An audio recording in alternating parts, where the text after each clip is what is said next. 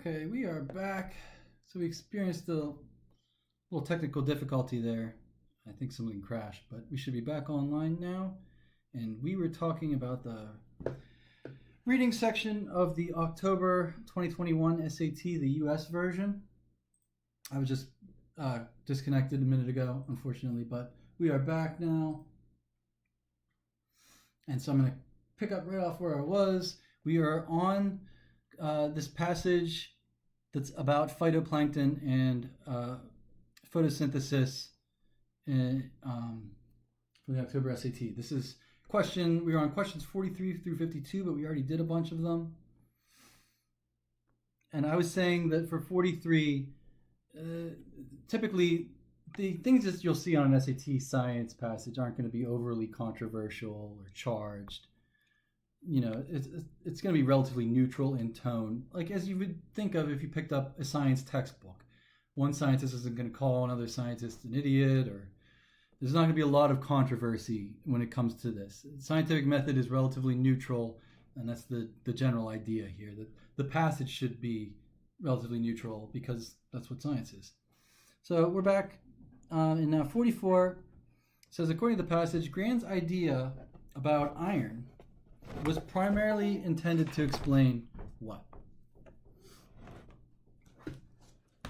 So the iron was meant to explain the lack of certain organisms in some apparently nutrient-rich areas. Apparently this is all that we were missing. So just going back to the passage, we have everything we need for phytoplankton. We have abundant nitrates, we have abundant phosphates, but we were lacking the iron. The iron was the third thing.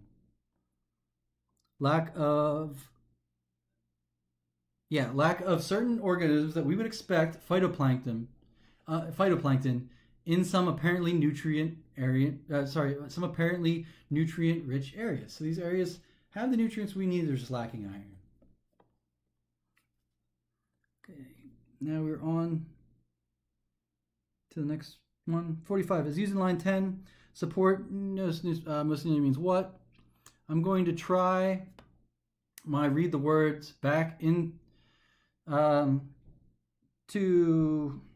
going to read the words back in the sentence to see which answer choice makes the most sense. I think that the College Board has a dictionary somewhere, and that these words over here may be various meanings for the word support. So to support someone may mean to maintain them. To support someone may mean to bolster them. To bolster means to fortify. So yeah, I think they just have a dictionary. We're just going to read different words in for support for line 10 and see which works. All right, here's the sentence. Okay, Haken Hosberg Grand suggested that the phytoplankton were absent because there wasn't enough iron to support them. I'm going to read a word into this place. I'm going to try bolster.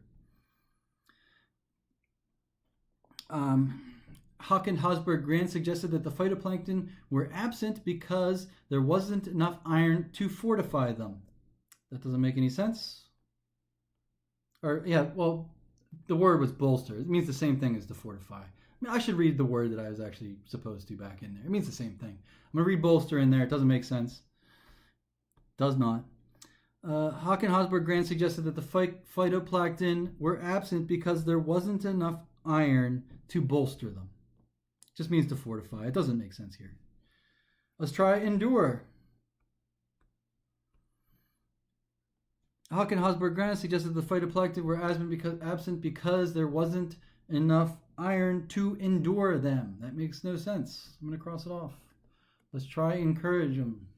I don't think that's going to work either. Grant suggested that the phytoplankton were absent because there wasn't enough iron to encourage them. Makes no sense. Let's try the right answer. Let's try maintain.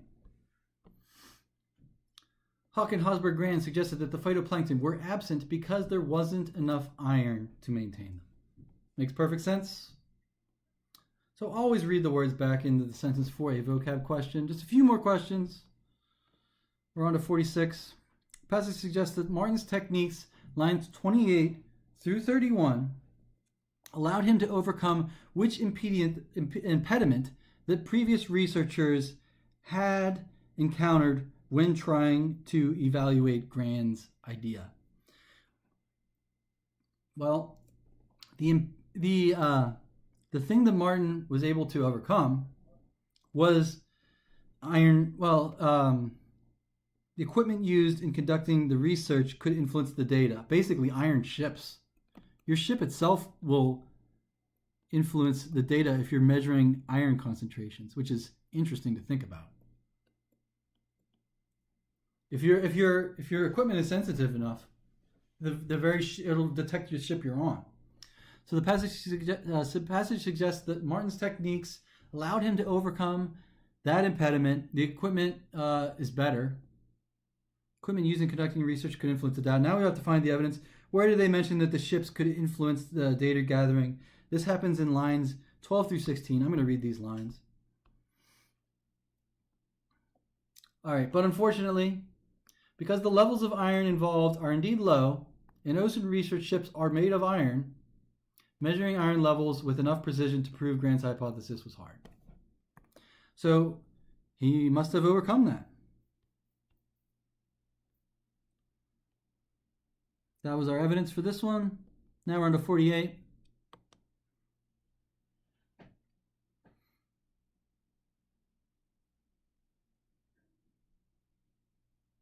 According to the passage, Martin thought that Ice Age ocean productivity differed from present ocean productivity because of what? So I wrote down a little line here. I wrote down line 62. I think there's some evidence here that I'm going to read for you.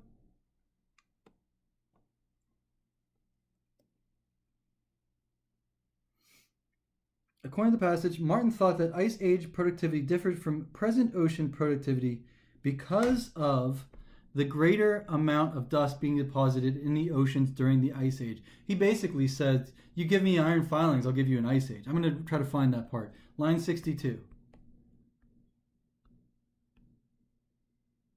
And the dust only had to contain a very small amount of iron to work its magic. 100,000 tons or so.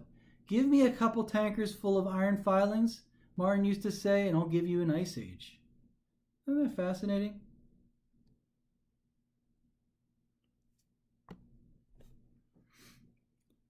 So the tankers with iron filings.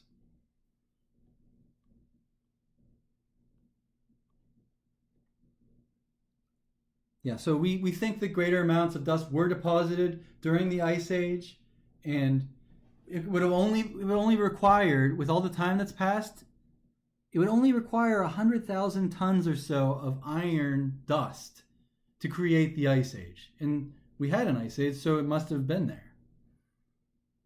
So that was in line 62. They don't mention higher levels of nitrate or phosphate during the Ice Age. It's more about the iron concentrations from the dust. We don't know about increased concentrations of atmospheric CO2 during the Ice Age. That's not what's important here. It's the dust. It's not the CO2, it's the dust. Iron dust. More southerly position of South America during it's not that, it's the dust. It's B. Iron in dust.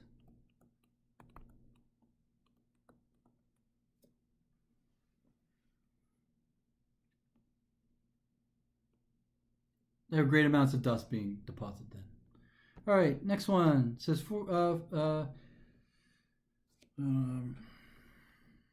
that was 48, now I'm on 49. As used in line 43, marked most merely means what? I am going to read line 43. I'm going to read marked, and then I'm going to read the other words in its place, and we'll see if any of them make sense. One of them should work. Right here. The effect would be particularly marked, he thought, in the southern oceans, where the level of unused nutrients is currently quite high and where the dust supply might have been particularly abundant. So in the place of the word marked, I'm just going to read blemished. Because of course a mark is a blemish. I got a mark on my face. I got a blemish on my face. It's not this. This is the wrong answer. But these are dictionary definitions for the word mark.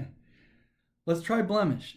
The effect would be particularly blemished, he thought, in the Southern Oceans. That makes no sense. A is out. It's not a blemishment. Oh. Okay, let's try pronounced. This effect would be particularly pronounced, he thought, in the Southern Oceans. Makes perfect sense. That's the right answer choice. If you tried isolated or inscribed, it would make no sense. Trust me. You can, if you want to, try them. They won't work. This effect would be particularly isolated, he thought. Makes no sense. Inscribed, yeah, neither of those make sense. The author includes the information about Watson's research primarily for which reason? So, the interesting thing about Watson was able to show that it worked. This is line 70. I'm going to find this from the passage and just read from the passage. Right around line 70. All right. So here's where Watson takes over.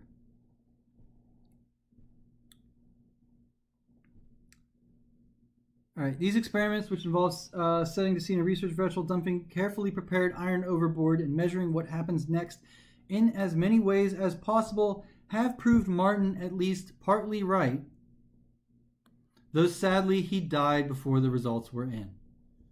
So Watson was able to prove Martin right. Now we just need an answer choice that says Watson was able to prove Martin right.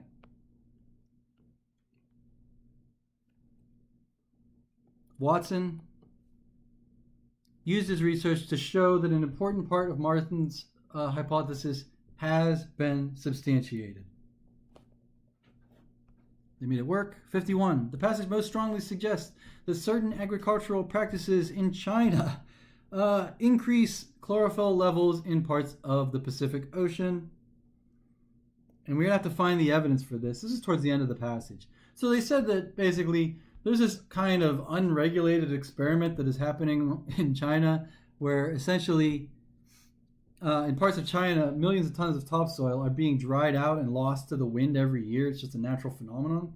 But they're calling it an experiment, kind of. They're calling it something similar to this because the topsoil ends up in the ocean, and they're able to measure this as vast stretches of ocean north of Hawaii that are measurably more productive when it comes to the phytoplankton.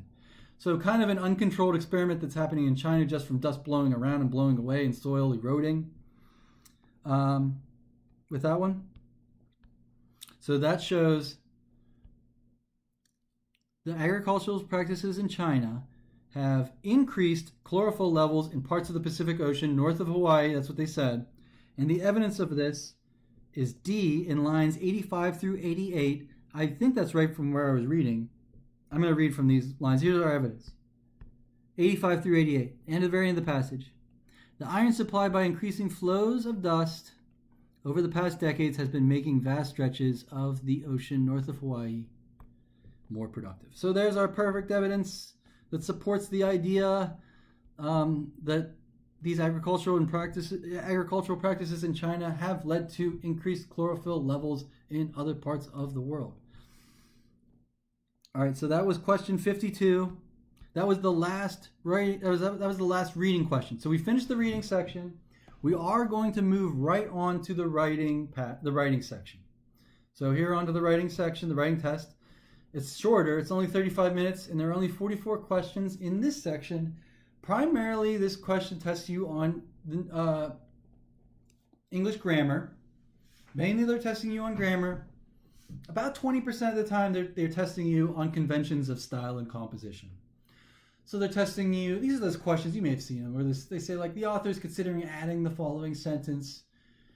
Where does it go within the paragraph? Or the author is considering removing the sentence. Should he do this? Why or why not? So sometimes you're asked questions like that. A lot of them are just real simple grammar questions. They'll give you something and basically ask you to determine whether or not it's a complete thought, a sentence, or a fragment. Or maybe they'll test you on how a semicolon used or some other component of English grammar. So it's mainly grammar. And then we are going to go over some strategies as we do this writing and language test. So I do want to emphasize our course has many strategies for the SAT, and we're going to utilize some for the writing and language test. I think we're going to do it in the first question, to be honest with you.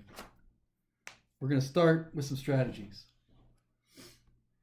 All right, so let's look at our writing passage. They're testing us mostly on grammar, but also how should you formulate your composition. So I'm going to read the sentence as written, which would be choice A, no change. Or we could change the answer choice to reflect what we would like the sentence to actually state. And yeah, so I'm going to read this every Wednesday on a weekly basis. And I also want to introduce a strategy. I just said that we're going to do strategies. Here's our first strategy. Count the number of words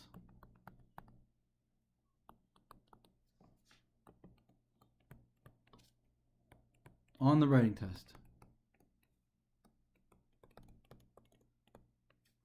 I'm doing my best with my penmanship. It's kind of hard to write on this tablet. It's like writing on glass or ice for some reason. It's kind of difficult. So I'm trying my best. Hopefully this is legible. The strategy, count the number of words on the writing section. Let's try it. So for answer choice A, I'm just going to count how many words are in answer choice A, and I'm going to write a little number next to the question. I'm going to do this for all the answer choices. Answer choice A is 1, 2, 3, 4, 5, 6 words long. So because it's 6 words long, I'm just going to write a 6 right here. That would be A, no change, is 6. I'm going to count the words in answer choice B. There are 6 words in answer choice B. There are 2 words in answer choice C. And there are 7 words in answer choice D. Why did I count the number of words? Well, we have a strategy. Maybe a strategy door over here. Strategy door. We also have an English teacher door. This is what an English teacher would say or do. So we're going to maybe try to count the number of words strategy. Count the words. This is our strategy. So the wordy answer choice on the SAT is probably incorrect.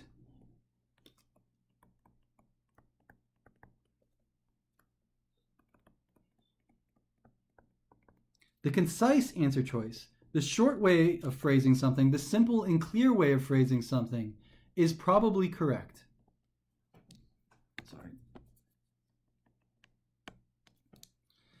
Probably incorrect. Concise, usually correct. Like 9 times out of 10 sometimes. It's really, really substantially correct. So that's why this strategy works. Counting the number of words.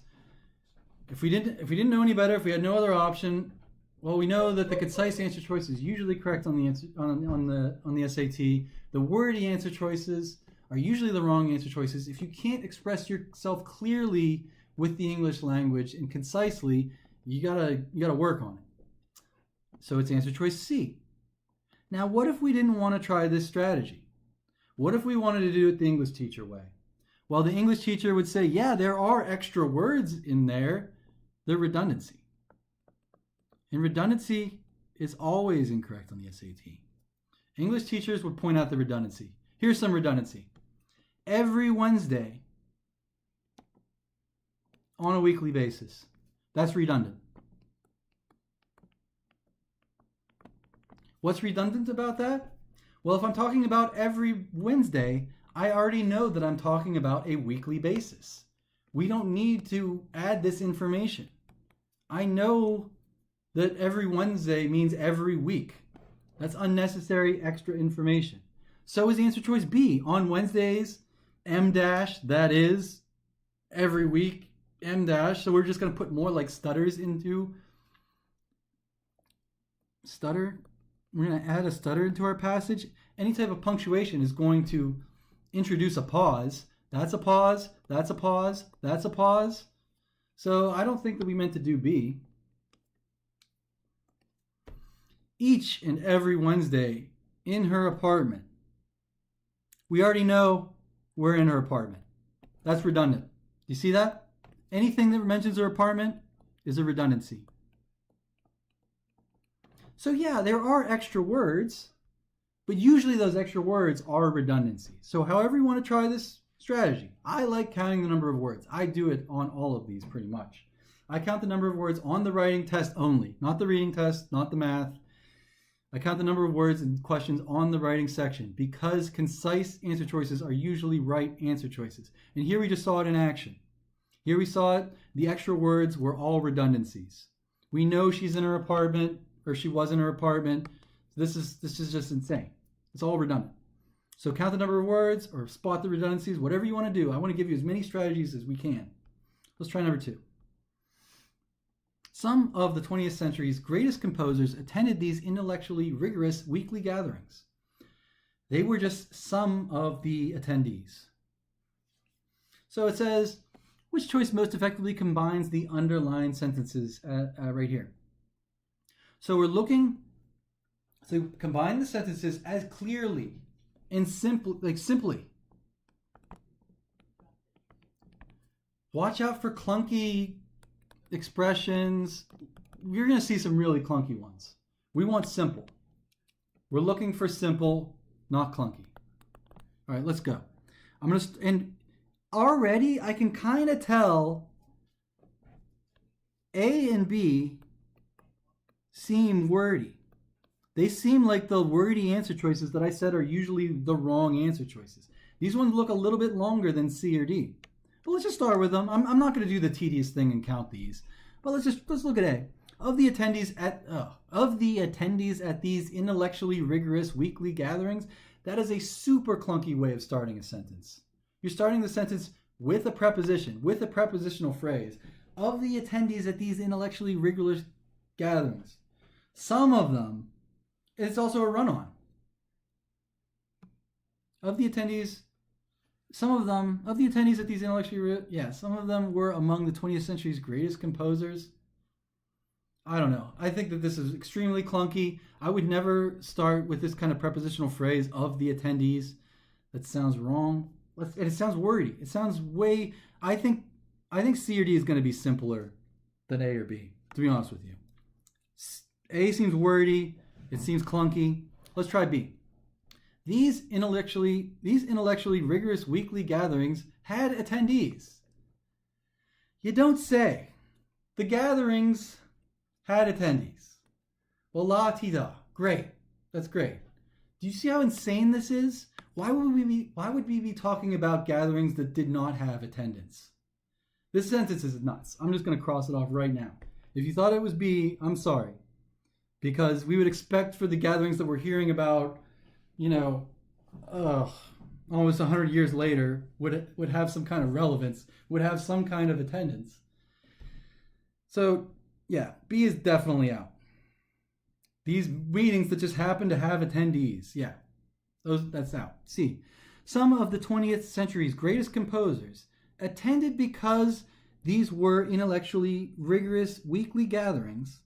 I think we're getting closer to the right answer. It still doesn't sound correct. I think we could phrase this more simply. This still sounds wordy. And were they attending because these were intellectually rigorous gatherings? Maybe. I think we could phrase this better. I think it's D. Among the attendees to these intellectually rigorous weekly gatherings were some of the 20th century's greatest composers. That's the least clunky phrase. That's the least clunky way of phrasing the sentence. I think it's the least amount of words, roughly. C may be a little shorter, but it's C or D. I just think that C is too clunky. They didn't attend. Some of the 20th century's greatest composers attended. Among the attendees to these intellectually rigorous weekly gatherings were some of the 20th century's greatest composers. I think that this cause and effect should be avoided. Were they attending because they were intellectually rigorous weekly gatherings? Maybe. I think it should be phrased better. It should be phrased as D. So it's not always the shortest answer choice, but it's usually one of the shorter answer choices. And I'd say 80-90% of the time it is the shortest one, but sometimes it's just one of the shorter ones. The concise answer choice is typically correct. Yeah, weekly gatherings had attendees. Great. All right, 3. Which choice sets up the main idea of the next paragraph? All right, so I'm going to read the sentence as written, and then we'll have to decide if we want to change it. Boulanger, a gifted performer and composer in her own right, was famous for her demanding curriculum that stressed not only the obligations composers have to their audience, but also the need for every student to discover his or her own individuality as a composer. So the question 3 says, which choice best sets up the main idea of the next paragraph? So I'm just going to quickly glance at the next paragraph. Before you even read the sentence again or think about it too much, I'm going to look over here real quick. We got to set this up. So she insists that her students master the fundamentals of classical music. Well, you know what? If I need to set up that idea with the previous sentence, I do it right here. Importance of the musical form. Do you see how fundamentals of classical music go with importance of musical form? We're talking about the same things. So that would set up the next paragraph. This is the next paragraph. We're trying to set this up. So that's sort of why you have to change these. When they say read the next sentence or the next paragraph, I usually just start reading the next sentence or the next paragraph. That is where the answer is there. Answer there, not here. So I just try to illustrate that because you may be looking up here for your answer, but we haven't gotten there yet. You wouldn't possibly know what the answer is to question 3 until you've read the next paragraph. So I just wanted to illustrate that real quickly. All right, let's look at 4. Okay, what tense are we in? Interesting. So tense indicates when something occurs in English. There are 6 commonly used tenses. Are we in A, present tense? This means something's occurring now. And this woman lived a long time ago, so I don't think it's A. Would lead is past tense.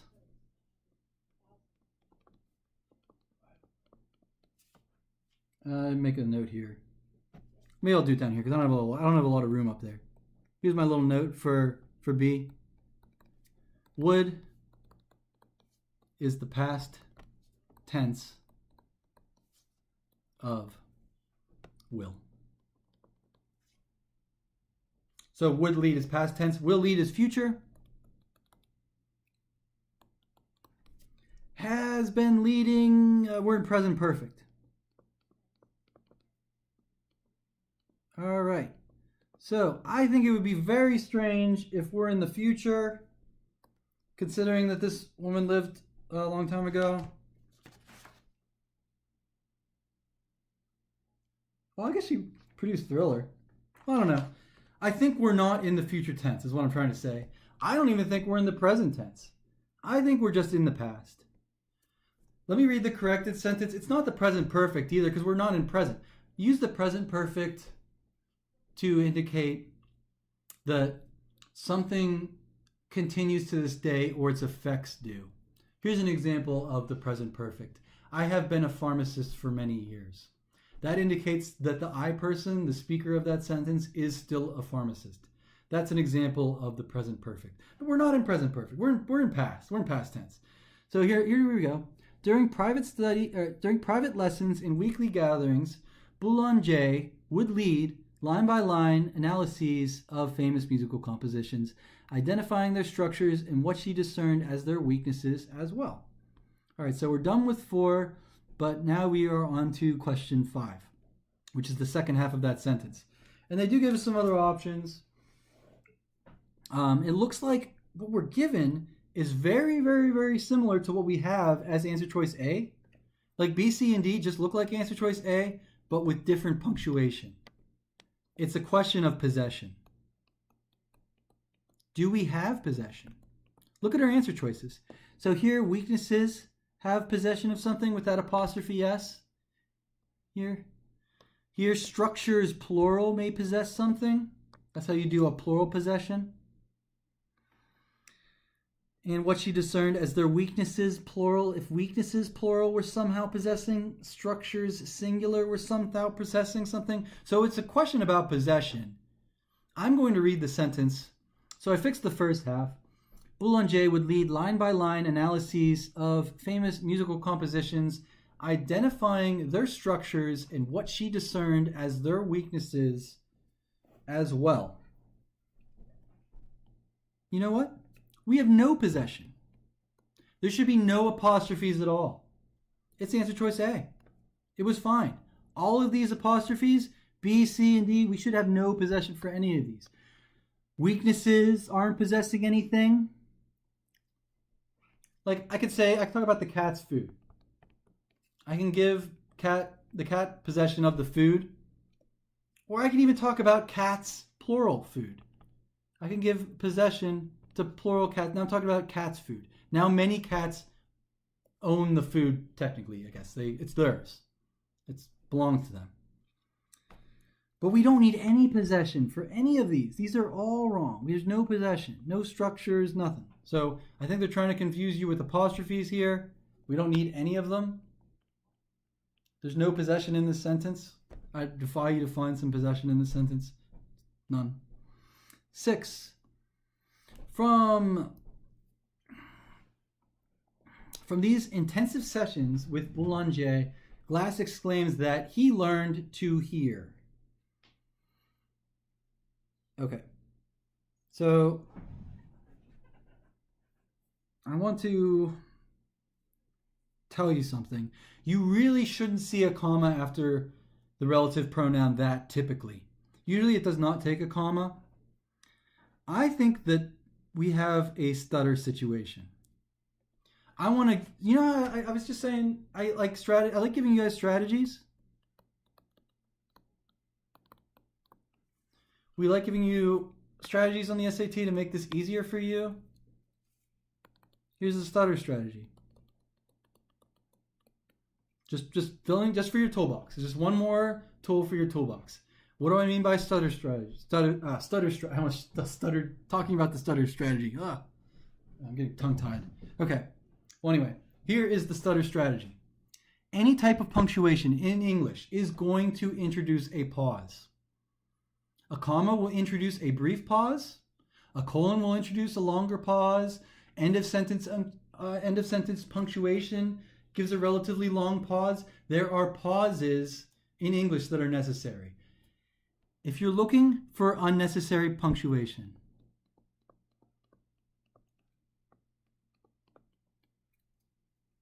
sorry, yikes. When you're looking for unnecessary punctuation, I love to use the stutter strategy. So all I'm going to do is read question 6, and I am going to emphasize any pauses that I may hear. Emphasize the punctuation. I'm gonna try it here. I'm listening for stutters. Let's see. From these intensive sessions with Boulanger, Glass claims that he learned to hear. Do you see how there's no pause between that and he? Nothing belongs there. What if we read it with a colon? It'll do the same thing. This will introduce a pause. From these intensive sessions with Boulanger, Glass claims that he learned to hear. There's no pause belongs there at all. Same thing, a colon equals an M dash. They're the same thing. C and D are equivalent. I'll give the pause. From these intensive sessions with Boulanger, Glass claims that he learned to hear. I know I'm emphasizing it, but if anyone paused at any kind of length after the word that, you would wonder why. You might think that they were having a seizure or something. I don't know. We don't need any punctuation, no punctuation at all. So if you're reading for unnecessary punctuation, and if you don't remember all the comma rules in English, there are many of them, listen for the stutters. Yeah, the relative pronoun that, you shouldn't typically see a comma after that. And a colon. Could we use a colon here? What about C? There's a colon rule. And the rule for colons is that an independent clause, something that could be an independent clause must go in front of the colon. A complete thought. This must be a complete thought. If C or D were to work, I'm going to temporarily imagine that they're okay. If C or D were to work, what I'm about to read to you right now would have to be something that is a sentence, something that I could just put a period on. Let's try it. From these intensive sessions with Boulanger, Glass claims that. That was my sentence. That was a period. Glass claims that, period. So clearly that didn't work. Something that's an independent clause, something that could be an entire sentence, has to go in front of a colon. That is a rule for a colon. Whatever follows the colon can just be a single word sometimes. There's no such rule for what follows a colon. What goes in front of the colon in English, in any kind of English sentence that makes sense, you'll see a complete thought, something that could just be punctuated as a sentence. So try the stutter strategy. Remember some other rules if you can for punctuation, but I like that stutter strategy. 7. To make this paragraph most logical, sentence 1 should be placed where? Well, I'm going to read sentence 1. This is a sequencing question. It's what they call a sequencing question. I'm going to write a note about that. So if you organize your passage logically, things make sense. If you throw something out of sequence, your paragraph suddenly loses meaning. Right? Maybe something comes too soon, it comes much too early in the passage, or maybe it's coming too late, but something is usually in the wrong place. Sometimes it's in the right place every now and then, very rarely, every now and then, but it has to sometimes be A where it is now. It can't never be A, or then you just always discount it. So the sequencing question, I say, you typically do move it. Sometimes it's A, but there's always a clue. Clue or clues in the passage. Well, I'm going to read the first sentence, and let's figure out if you can figure out what the clues are and where it needs to go within the passage. So I'm just looking at sentence number 1 for our first paragraph. Wait, yeah, hold on. No, for this paragraph, second paragraph. So you see how they just numbered the sentences in this paragraph. That's sentence 1, 2, 3, 4. It looks like there's just 4 sentences in this paragraph. So all they did was number them. I just wanted to mention that real quickly. Those bracketed numbers, they just sequenced them. All right, here's sentence 1. This is the sentence that we may have to move. It could be in the right place, but we got to figure out maybe it goes somewhere else. Okay, so the sentence says, central to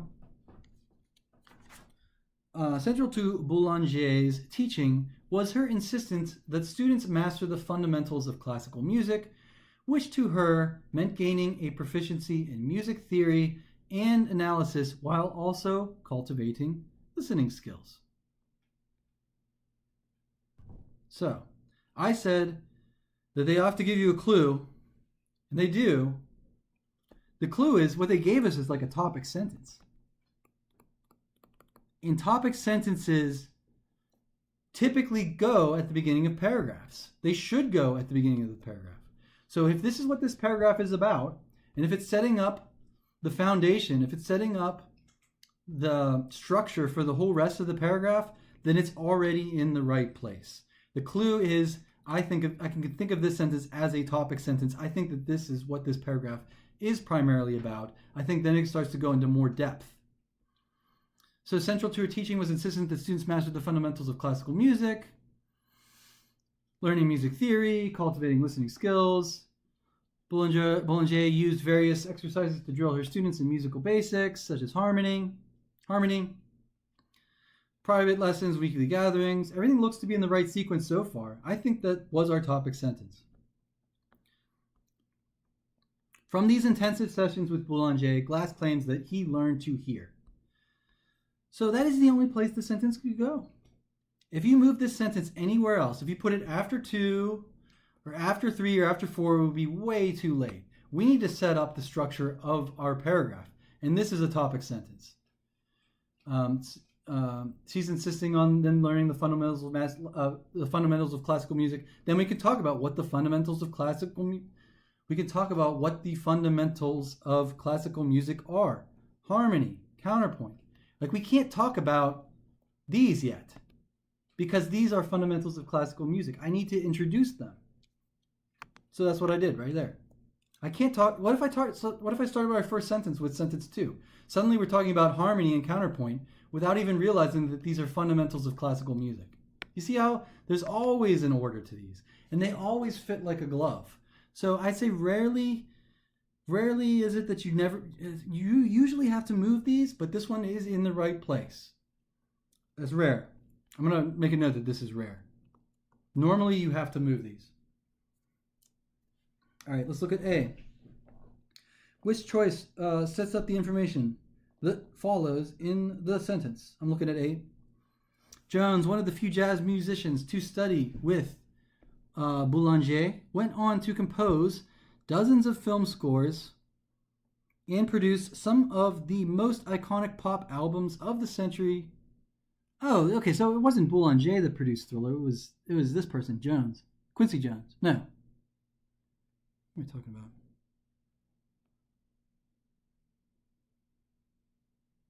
Yeah, Quincy, 2 pages. Copeland. I'm sorry, I'm just skimming this passage. I think it's Quincy Jones. He's a jazz artist. Yeah, Quincy Jones. Sorry, I just missed it. Okay. Boulanger went on to compose. Okay, sorry, let me reread this sentence.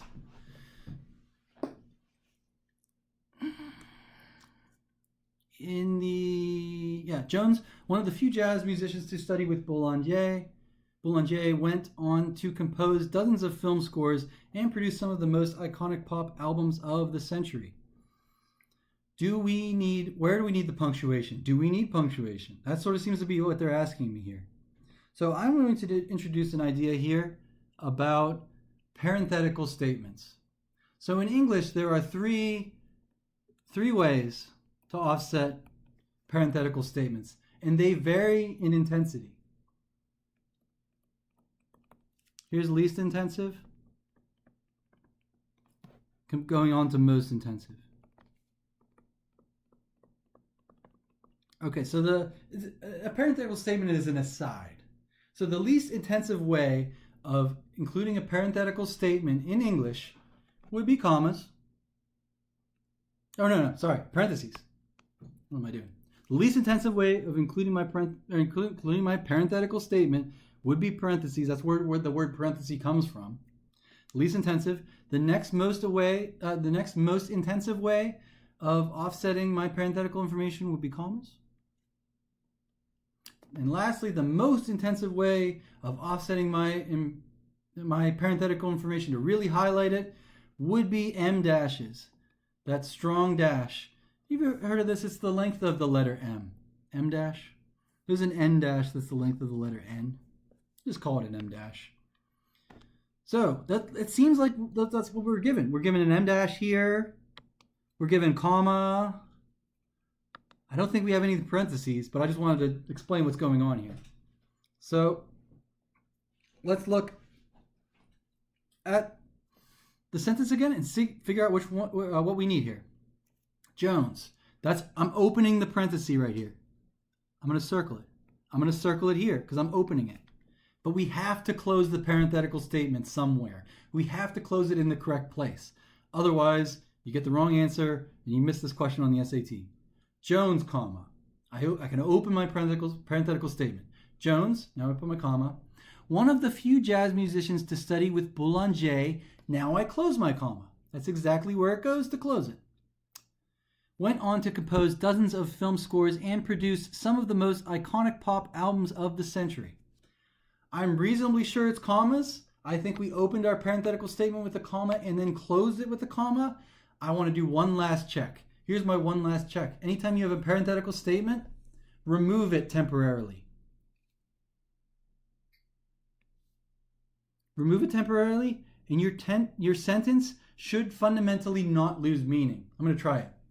Jones went on to compose dozens of film scores and produce some of the most iconic pop albums of the century. So it worked. So the answer choice was A. That was my test. Temporarily take the parenthetical statement out and then try the sentence. Does it work? What about here? What if I put the comma after to? Not here, not in the correct place. What if I put the comma here? And then I tried my test. I'm going to try my test. I'm going to temporarily cross out this parenthetical statement. And this should sound wrong because it is wrong. Let's go for it. This shouldn't work. Jones. Yeah, it really doesn't work. Jones composed dozens of film scores and produced some of the... You gotta just get a fragment. So it's really not D. You have to know where the comma goes, but there's a quick test to see where it goes. Just take your just imagine those commas are little scoopers. So it look like scoopers. Imagine those commas are little scoopers. Scoop out your parenthetical statement. Read the sentence. If it still makes sense, you probably needed the scoopers. Or, you know what I mean? Like, that's what you were trying to do. And yeah, you could use parentheses or you could use em dashes. But if you, like I said, if you opened it with an em dash, you have to close it with an em dash. And those vary in intensity. The em dash is more intensive than a comma. It's more intensive than a parenthesis. Why is this? This is wrong. I didn't mean to circle that. I meant to cross it out. Yeah, this is really wrong. 2 can't go there. It's A, no change. Sorry for the confusion on that one. I meant to cross it, not circle it. All right, moving on to 9.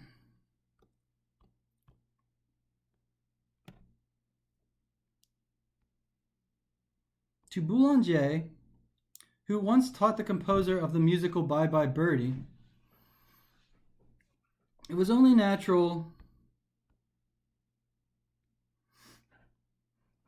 her pupils would take such diverse paths and make such unique music. So question 9 says, which choice best supports the information that follows in the sentence? So I'm going to read maybe I'll just highlight the part that follows. It was only natural her pupils would take, maybe I'll just highlight one word. This sounds better to me. It was only natural her pupils would take such diverse paths and make such unique music.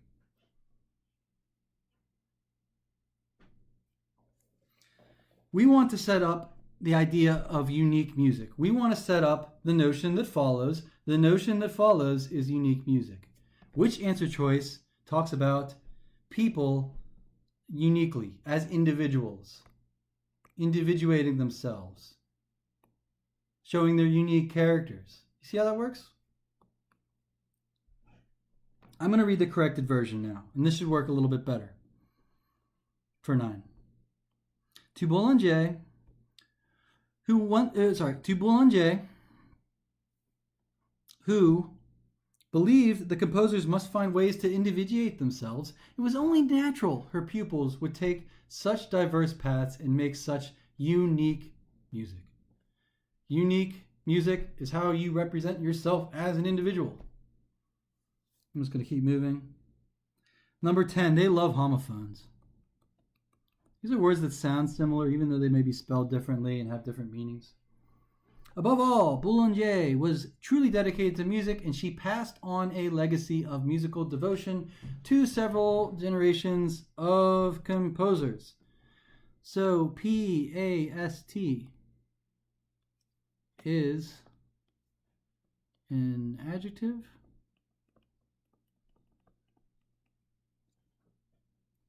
a noun, or adverb.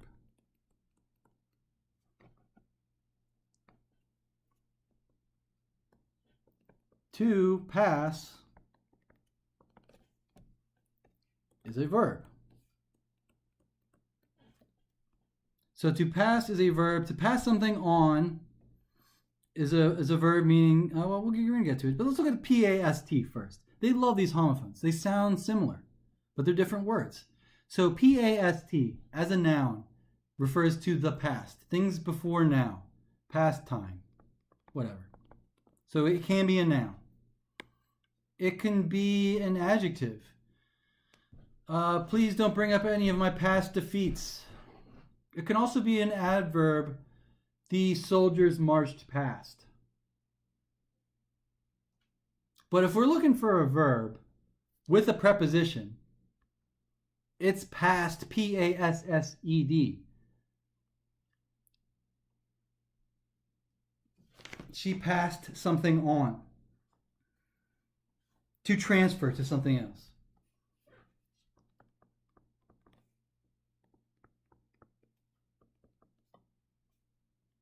To transfer. I'm going to say, especially if we put to pass on means to transfer. Like pass a mantle on, if you get that reference, or pass something on. Passing for something else is something else. So yeah, we're not talking about P-A-S-T. We're not talking past times. We're not talking about my past defeats or the general marched past with his troops. But she passed on a legacy. She passed it on. So to pass is a verb. I can add a preposition to it, and that's fine. Pass something on. You just have to get the right preposition. Passing for something or for someone else means something else. So if I passed for the client, means that whoever the person is thought I was the client. I passed for that individual. I was mistaken to be he. I passed for him. But in this case, we don't want that. We want passing on something. I'm going to read it again.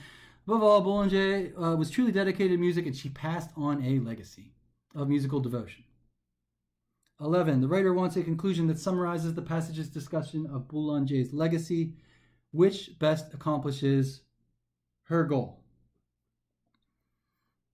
And we're looking for main ideas here. We're looking for something that concludes the passage and ends not with a detail, but more with the main idea, perhaps. It summarizes the discussion of her legacy. This correct answer choice should be C for this one. Let's read it as written first. She famously once said, "False notes can be forgiven. False music cannot."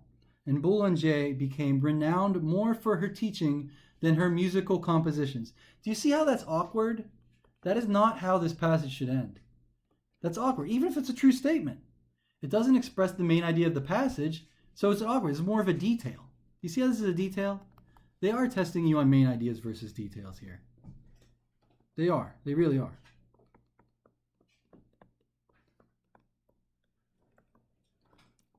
So that is the main. I'm going to read the corrected version on here.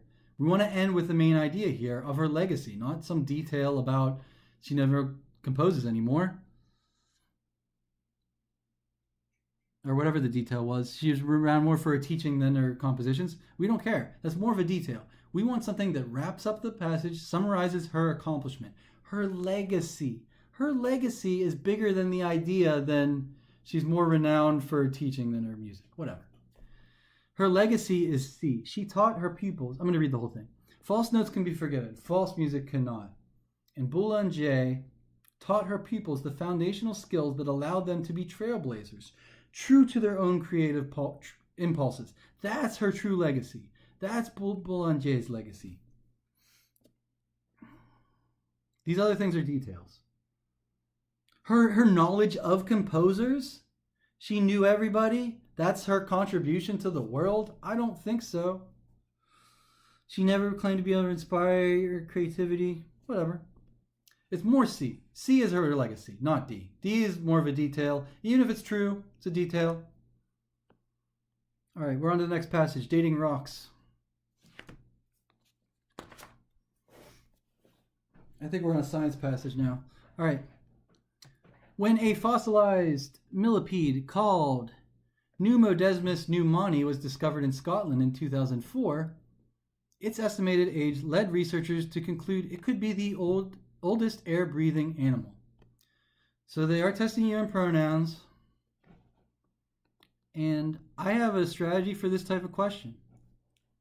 Maybe I'll just call this the it is strategy. I don't think I have a name for this. This is what I'm naming it right now. This is now and henceforth forever will be the it is strategy. Until I come up with a better name. What is the it is strategy? Whenever you see this word, IT''S, make sure on the SAT, read it.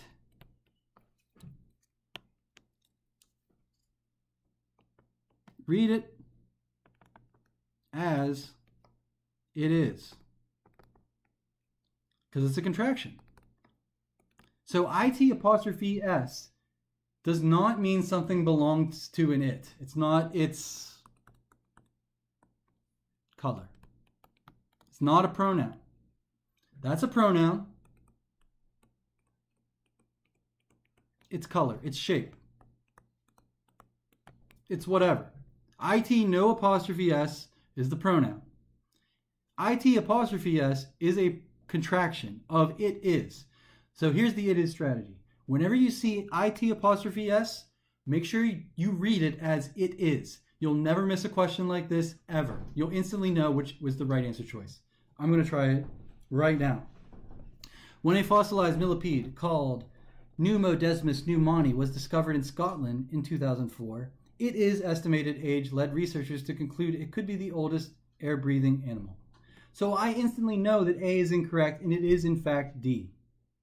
It's the pronoun that we needed, not a contraction. And the easiest way to do it is just read the contraction in there and see if it works. Read it as written. IT''S means it is. It means the same thing. So you can read it as it is. And in this case, it does not work, so I know it's not A. A is wrong. Wrong. A fossilized millipede. So I can use the pronoun it to refer back to this fossilized millipede, which would be an it. So that's the right pronoun. I don't have anything plural, so they are is the contraction of they are. We're looking for pronouns anyway. Yeah, it's not a plural pronoun, so THEIR is out. We don't need a plural pronoun. We need a singular pronoun that we reserve for things, which is the word it and its whatever. Its color, its shape, its estimated age. It's whatever. It's just how you get possession with the pronoun. It's you take the pronoun it and you just add an S. Now we can talk about its shape, its color, its size, whatever. All right, 13.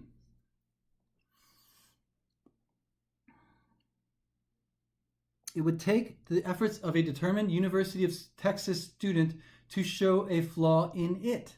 So here I have another pronoun, but I think that this is pronoun ambiguity. I don't know what I'm talking about. Do you see how it's a little ambiguous about what this it is? What is it? Does it refer to the millipede? Is it the policy or the hypothesis? What is the it?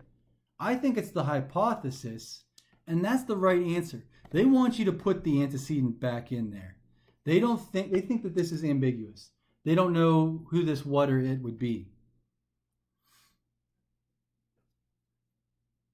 It would take the efforts of a determined University of Texas student to show a flaw in this hypothesis.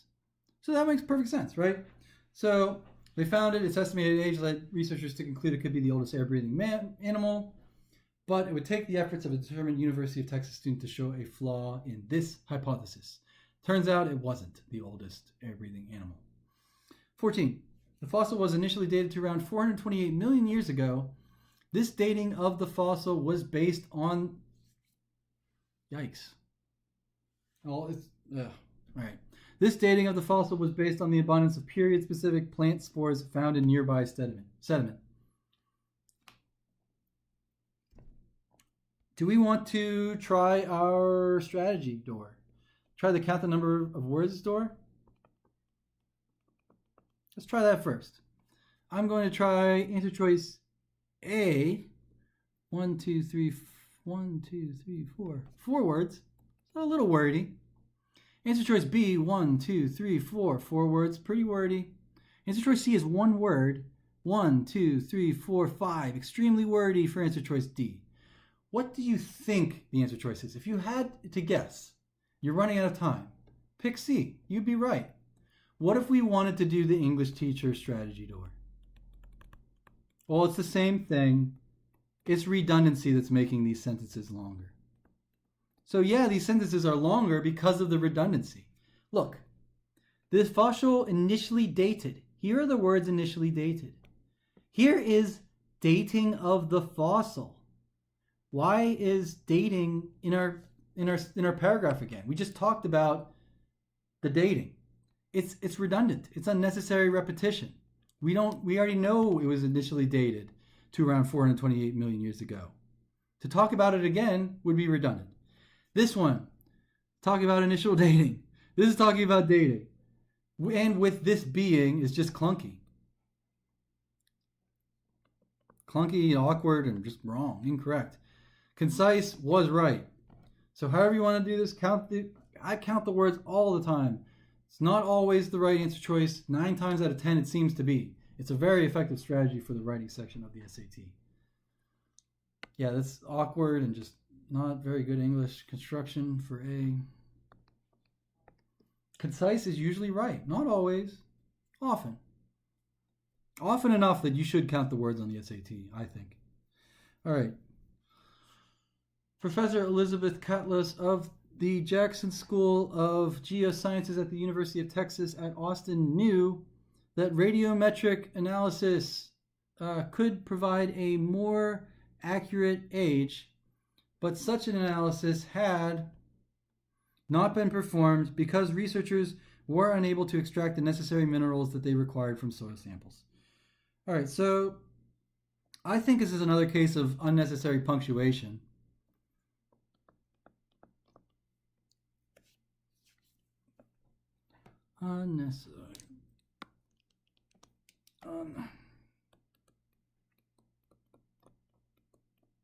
Unnecessary punctuation. So when you have unnecessary punctuation, stutter strategy. Let's do it.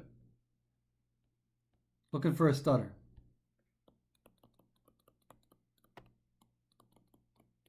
I'm going to read this sentence as written. I'm going to read the answer choices. I am going to really emphasize what I think may be a stutter if I encounter one. So here we go. Professor Elizabeth Catlos of the Jackson School of Geosciences at the University of Texas at Austin knew the radiometric analysis could provide a more accurate age. Yeah, that was a stutter. It was unnecessary punctuation. That's happened when I stuttered after Austin. I'm going to stutter after new. Let's put a colon after new and see what happens. That's going to create a pause. Professor Elizabeth Catlos of the Jackson School of Geosciences at the University of Texas at Austin knew that radiometric analysis could provide a more accurate age. Well, that's a colon in the wrong place. Definitely can't have a colon there. And you'll notice that I said that a colon, whatever goes in front of the colon is always a complete thought. If you put a colon there, that would violate that rule. What about the semicolon? There's a rule for a semicolon. I don't think I've gone over this yet. Semicolons connect, not like 9 times out of 10, they connect two independent clauses. That's just what they do in English. Two things that could each be sentences. The other usage of a semicolon is so rare, I've never seen it on the SAT. Maybe I'll mention it just briefly, but I'm not going to go over it really. So rarely you can use semicolons in the place of commas if you have items in a series and you want to do particular things. It's for a specific reason. If you're writing something, you may want to use semicolons instead of commas. to separate your items in a series, especially if your items in a series contain punctuation themselves. But this is the main rule. This is the important one. Semicolons connect two independent clauses. That's just what they do. So two things that could each be sentences that are related or contrast with one another can be connected with a semicolon. I'm going to try to see if these are two sentences. Let's look at answer choice D for 15. Could this ever be two sentences? Professor Elizabeth Catless of the Jackson School of Geosciences at the University of Texas at Austin, semicolon. That's not a sentence. You know what else isn't a sentence? This isn't a sentence either.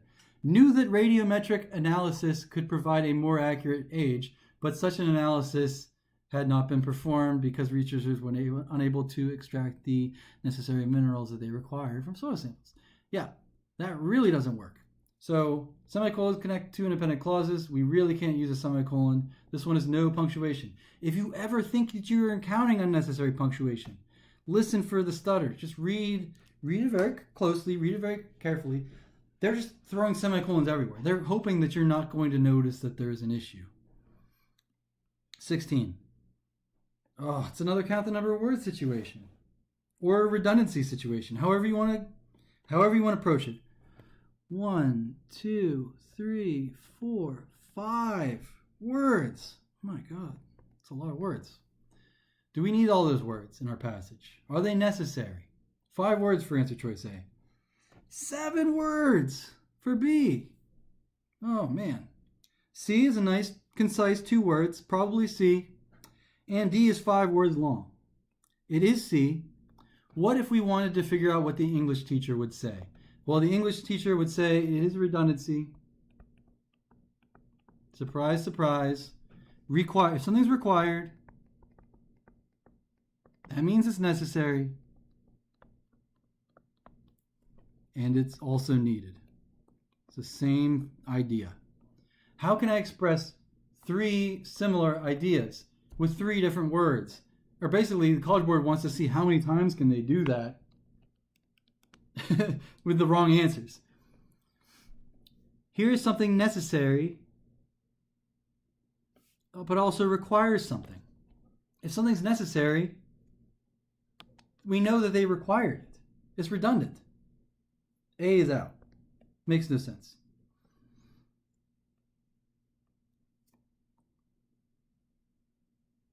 Extract is redundant. Extract is already in my sentence. I cannot remove it. B's out. It's redundant. Minerals are necessarily needed. That's a redundancy. Necessary. If they're necessary, we know they're needed. So count the number of words, spot the redundancy. However you like to try these. I like to do a little bit of both. I do start with counting the words. I start there, and I do try to find the redundancy as well. So 16 was C. On to 17. Let's look at it. Catless believed that zircon grains, or zircons, could be found in the samples she asked her student Stephanie Suarez to find them. Whoa. Well, that was a run-on. So whenever I punctuate 2 sentences as one sentence, that's a run-on. So Catless believed that zircon grains or zircons could be found in the samples. That's one sentence, period. She asked her student Stephanie Suarez to find them. That's our second sentence, period.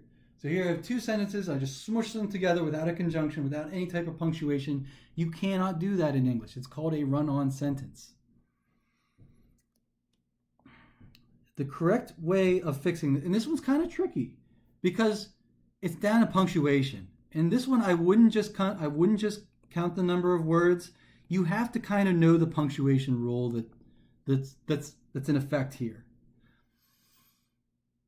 Ultimately, we are going to use a conjunction and. We're going to use the conjunction and, this word and a comma. That's all we need. I will show you why the other ones are wrong, but let me read the corrected version first, I guess. Catless, we can use a conjunction and a comma to join an independent clause to another independent clause. That's what coordinating conjunctions do. You may have heard an acronym fanboys. And is the A, fanboys. So that's what coordinating conjunctions do. Here we go. Catlos believed that zircon grains, or zircons, could be found in the samples, comma, and she asked her student Stephanie Suarez to find them. What if we tried C? If we're going to try C, you get a run-on still. They call it a comma splice run-on. It still doesn't work. Even if you want to throw a comma in there, it's not going to work. A comma is not strong enough to join two independent clauses.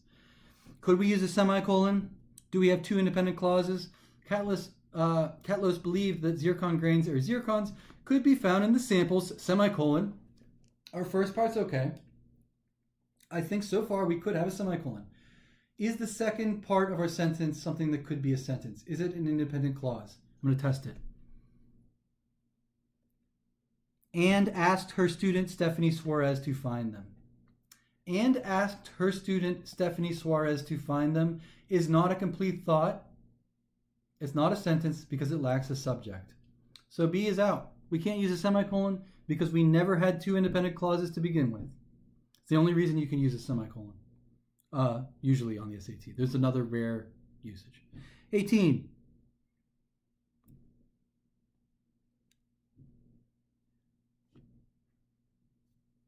All right. I see a semicolon. I can already tell we're going to have to try our same test on this. Let's start with that. This technique worked, period. So far, we're okay. I think maybe we could have a semicolon. This technique worked is a sentence. Does it connect us to something that is also a sentence? Is this a sentence? Is what I'm about to read right now a sentence, a complete thought? Yielding numerous grains of zircon from two of the beds is not a sentence. It's not a complete thought. So we can't put a semicolon there. English has rules, pretty simple rules. We can, however, put a comma there. So there's no such rule for a comma. Commas join things that cannot be sentences to other parts of sentences all the time, and it's perfectly fine. Here we go. This technique worked, comma, yielding numerous grains of zircon from two of the beds. What about, I just go through all the answers. What about B? Still a run-on. It's comma splice run-on. It's still a run-on. You can't punctuate two sentences and just connect them with a comma. It's always a run-on. And yielding wouldn't work either. It yielded is what we need.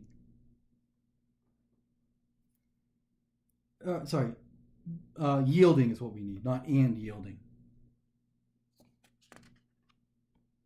Just throwing an extra word there to mess you up. All right, we are on to 19. About halfway through this section. The writer wants to add the following sentence to the paragraph. Okay, you just got to figure out where it goes. So, it's just a sequencing question. They're adding a new sentence. I said of the sequencing questions, there's always a clue or clues. Here's what the clue is. Clue is these words, volcanic ash. I think that's our clue.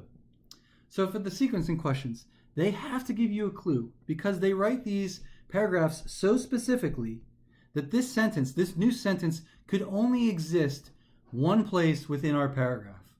It has to fit like a glove. And they do this through clues.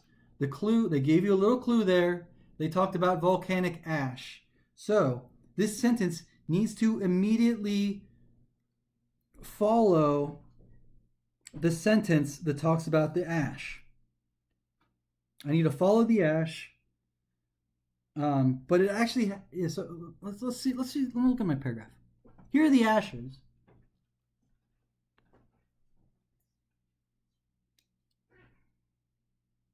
Yeah, it needs to go.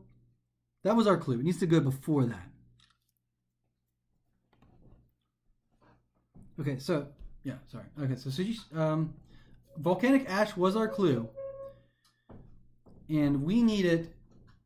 This is actually the first mention of it. The following sentence is going to mention ash.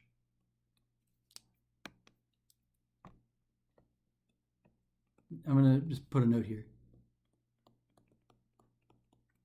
That was our clue. So we're just trying to figure out where the sentence goes. I'm going to start reading the sentence where I think it goes. Once you found a home for your sentence, once you figure out where the sentence logically exists within the paragraph, always read it back to back in its new position because it must fit like a glove. You'll see how this works. I'm going to try this. I'm going to read sentence 1, and I'm going to read our new sentence. Suarez received soil samples from 3 beds near the one where the millipede fossil was found. So now she has the samples. We can't go before this. She received the samples in sentence 1.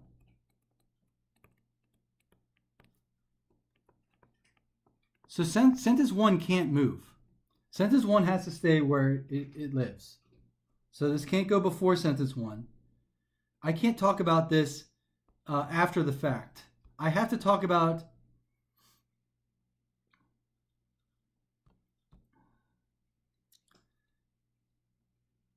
talk about these ashes after these ashes. That's the correct order. I'm going to try to illustrate that now. Sorry if I'm being confusing here. I'm trying to be as clear as I can. I'm going to read sentence 1, our new sentence, and then this sentence. Here's sentence 1. Suarez received soil samples from 3 beds from Stephanie. It can't go anywhere else. We have to start with sentence 1. You see this previous sentence? We have to start right where we are. So sentence 1 stays where it is. Suarez received soil samples from 3 beds from Stephanie near the one where the millipede fossil was found. Now's our new sentence. Now here goes our new sentence. She first tried to separate zircons from volcanic ash in the samples by crushing the mineral up and applying an organic solvent, but this method proved ineffective. Now here's our sentence that I expected, this one. The ashes clumped together and no zircon sank to the bottom. It was a failure, she recalls. So that's where it lives. It lives right after sentence 1. There's always a clue, and this clue was the ash. It needs to follow the one where they get the sample, because it's impossible to perform science without a sample. So sentence 1 has to be where it is. We can never put our new sentence in front of 1. But I can't talk about these ashes before I talk about these ashes. These came first. So they always have to give you a clue. The clue was ash. 20, can you read a chart? I think. Yeah, table. Okay. I'm going to read the sentence, and we got to see if it could be 8 change, but we might have to change it with the value from the table. So here's 20 as written. However, they discovered that some were much younger, including a grain in bed 16COW3 dated to 420 million years ago, and one in bed 16COW1 dated to 410.4 million years ago. No, we're looking for they give us something way too old. So we're supposed to be in here. We're supposed to be with using data from our chart, and we're using 420, which isn't even a data. It's a data point for the. Wait, no, hold on. No, wait, yeah, wait.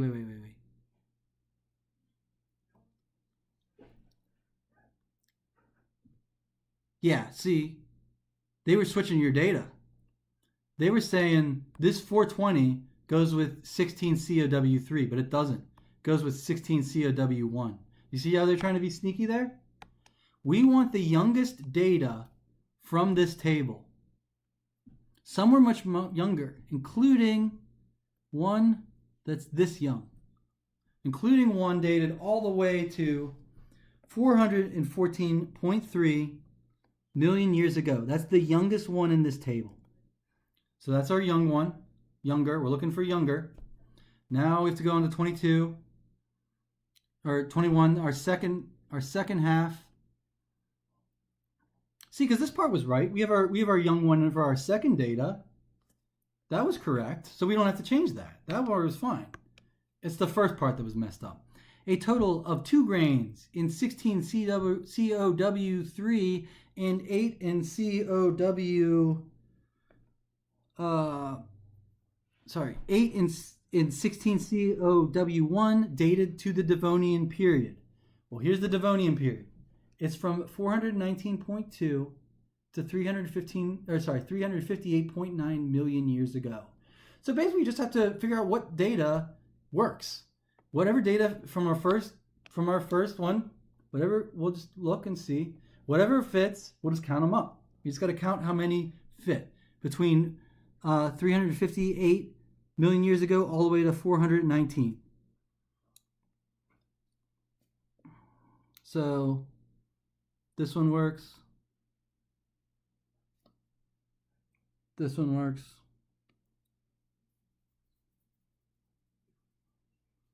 This one works. 426 is too far. So we got 3 from our first one. Now let's see what else is in this Devonian period for our second chart. All right, so we're looking, we can't go any older than 419.2. So we got 1, 2, 3, 4, 5, 6, 7. So it looks like we got 3 from our first one, the 16 COW3, and 7 in the 16 COW1, which was answer choice D, which is the right answer for this one. Can you read a chart? 22. Together with Catlos and 2 other scientists, Suarez published her results in the journal PLOS ONE in 2017. Thanks to Suarez, the search for the oldest air-breathing animal now continues. So for 22, it says, which choice most effectively concludes the passage? And remember, we like to conclude passages with main ideas, not details. You should conclude with some kind of concluding statement, something that pertains to the main idea of the passage, not some little detail that we're just throwing in here at the last second. So let's take a look. Let's see if we can eliminate some details. Let's look at B. All right. Thanks to Suarez. Okay, together with Catlos and 2 other scientists, Suarez published her results in the journal PLOS ONE in 2017. Thanks to Suarez, the tricky problem of how to extract zircons was solved. That's more of a detail. That's in the passage. Sure, they figured out how to extract the zircons. They had a process. It's more of a detail. It's not the main idea of the end of this paragraph. It's just not.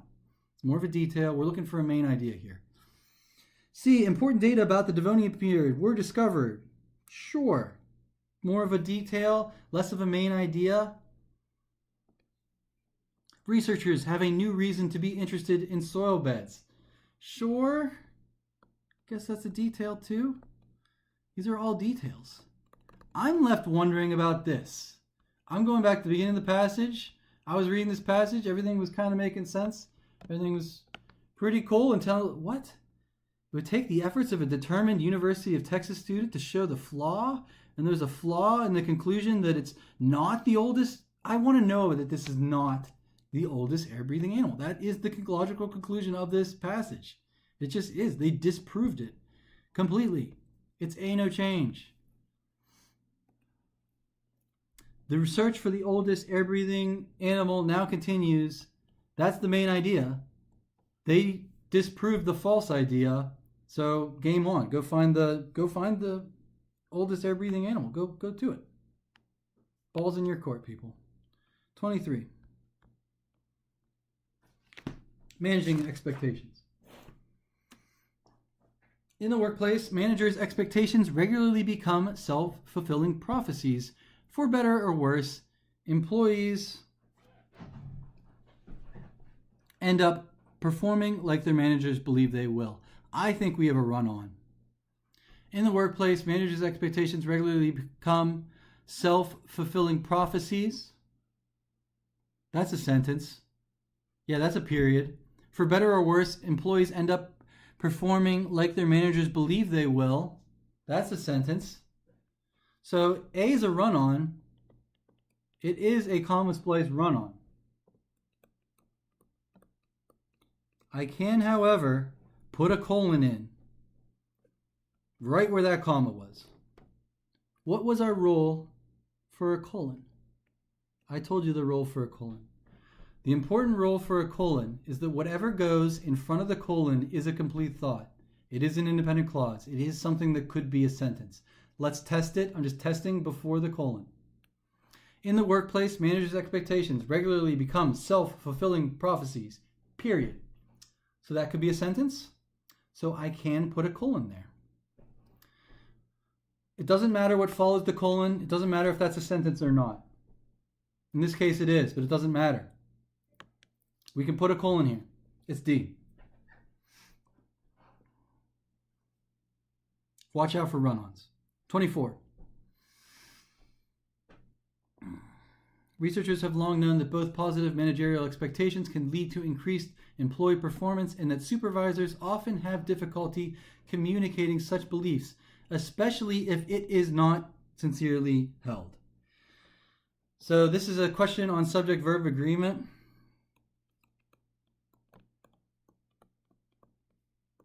So a subject must agree with its verb and number. Plural subjects take plural verbs. Or plural verb forms, I should say.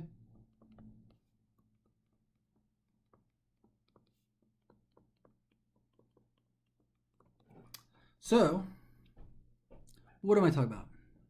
Researchers have long known both that positive managerial expectations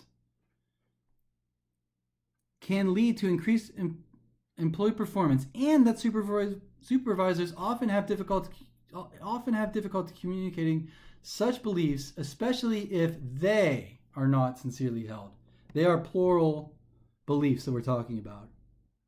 Such beliefs, plural subjects use plural verb forms.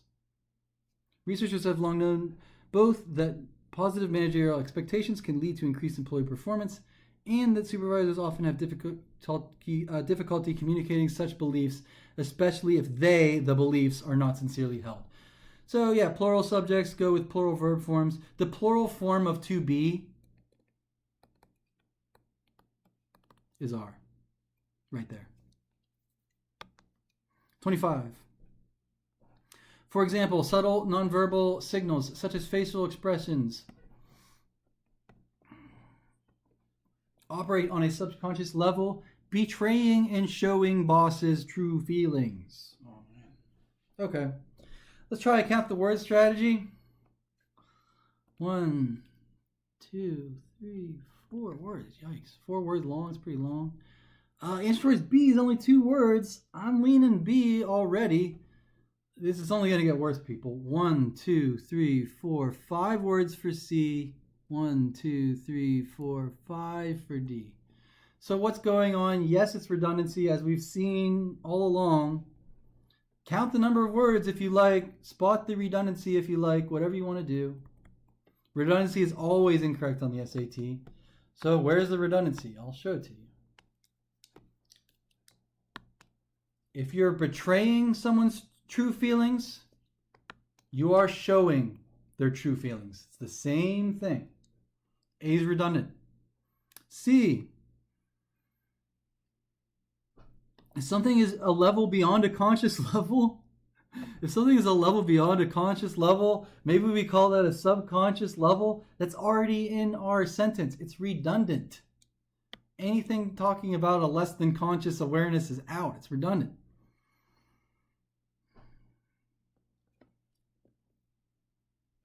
Signals are already in our sentence. It's redundant. Don't put it back in our sentence again, please. Watch out for redundancy. Count the number of words on the SAT. It's not cheating. It feels like cheating. It's really not cheating. It's very useful. You're usually fine just finding redundancies, just by counting them, really. All right, 26. The writer plans to add the following sentence to this paragraph. So it's a sequencing question. We're going to add some new information. Where does it go? The manager's words may tell one story and their faces another. Well, I guess the clue, I said that these always have a clue. I guess the clue are their faces. So this needs to follow sentence 3, which talks about them betraying their feelings. I'm going to read the sentences back to back, and this is the only place it could live within the paragraph. Here it goes. For 26, I'm going to read 3, then I'm going to read the new sentence, and then maybe even another sentence. Really make sure that it lives where you think it does with these sequencing questions. All right. For example, subtle, nonverbal signals, such as facial expressions, that goes with our clue, operate on a subconscious level, betraying bosses' true feelings. Now that I know that I'm talking about these facial expressions, I can refer to them again. Thus, managers' words may tell one story and their faces another. Interesting. So that's exactly where it went. And now here's sentence 4. Although it can be challenging to control such signals, supervisors can create an environment of positive expectation by incorporating 2 concrete strategies into their leadership style. So that sentence concludes the paragraph, so it certainly couldn't go after sentence 4. It fits like a glove. Fits like a glove. It's just an expression, but I think it applies to these sequencing questions. They have to give you a clue. The clue are their faces. Faces. These would be impossible if these could just go anywhere. You know, the cardboard, they would lose their jobs. They write them so specifically, can only exist in one place in that paragraph. Fits like a glove after sentence 3 for 26, on to 27. All right. In the 60s, an experiment at the MetLife Insurance Company demonstrated how can ambitious goals powerfully communicate positive expectations? ? Yikes. I really don't think it's A. Here's my question to you. Is it a question? It's not a question. If something is not a question, no question mark, please.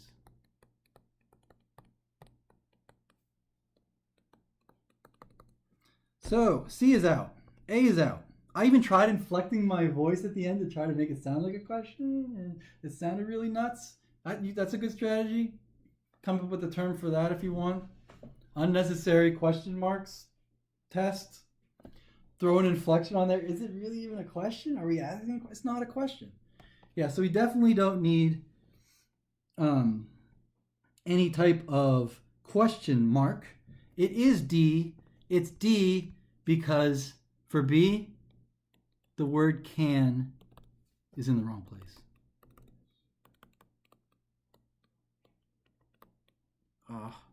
Wrong place. Okay. So that's why B is wrong. I'll read it. It won't work. The MetLife company demonstrated how can ambitious goals powerfully communicate positive expectations. Yeah, I'm going to read the real version. In the 60s, an experiment at the MetLife Insurance Company demonstrated how ambitious goals can powerfully communicate positive expectations. Perfect. 28. One of the company's district managers selected his 6 best insurance agents, placed them under the leadership of his best assistant manager, and tasked the group with a lofty sales goal, which acted as a clear sign of the management's confidence in the group's abilities. And 28 cents, read the previous sentence. Like read the previous sentence. And you got to read the previous sentence as we corrected it, as D.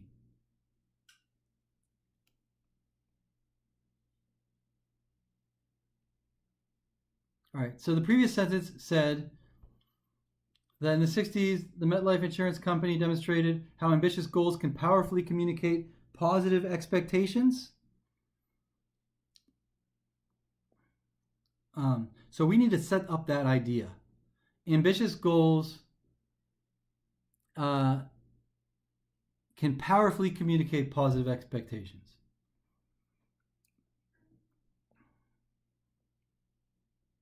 I'm going to go through some of these answer choices and see if we can eliminate some of them. think A is. I'm gonna leave it for now. Let's look at some of these answer choices. One of the company's district managers selected his 6 best insurance agents. Okay. He set them a lofty sales goal. The manager would report the results of the experiment at an industry meeting in 1963. Them reporting something at an industry meeting in 1963 does not set up the idea that ambitious goals can communicate positive expectations. It's just out. Okay, so they tasked the group with a lofty sales goal. Sales goals are typically set once the market potential of a product has been determined. That may be a true statement. I think that is a true statement. Sales goals are set after the market potential of a product has been determined. Still, that statement does not set up the notion that ambitious goals can powerfully communicate positive expectations. C is out.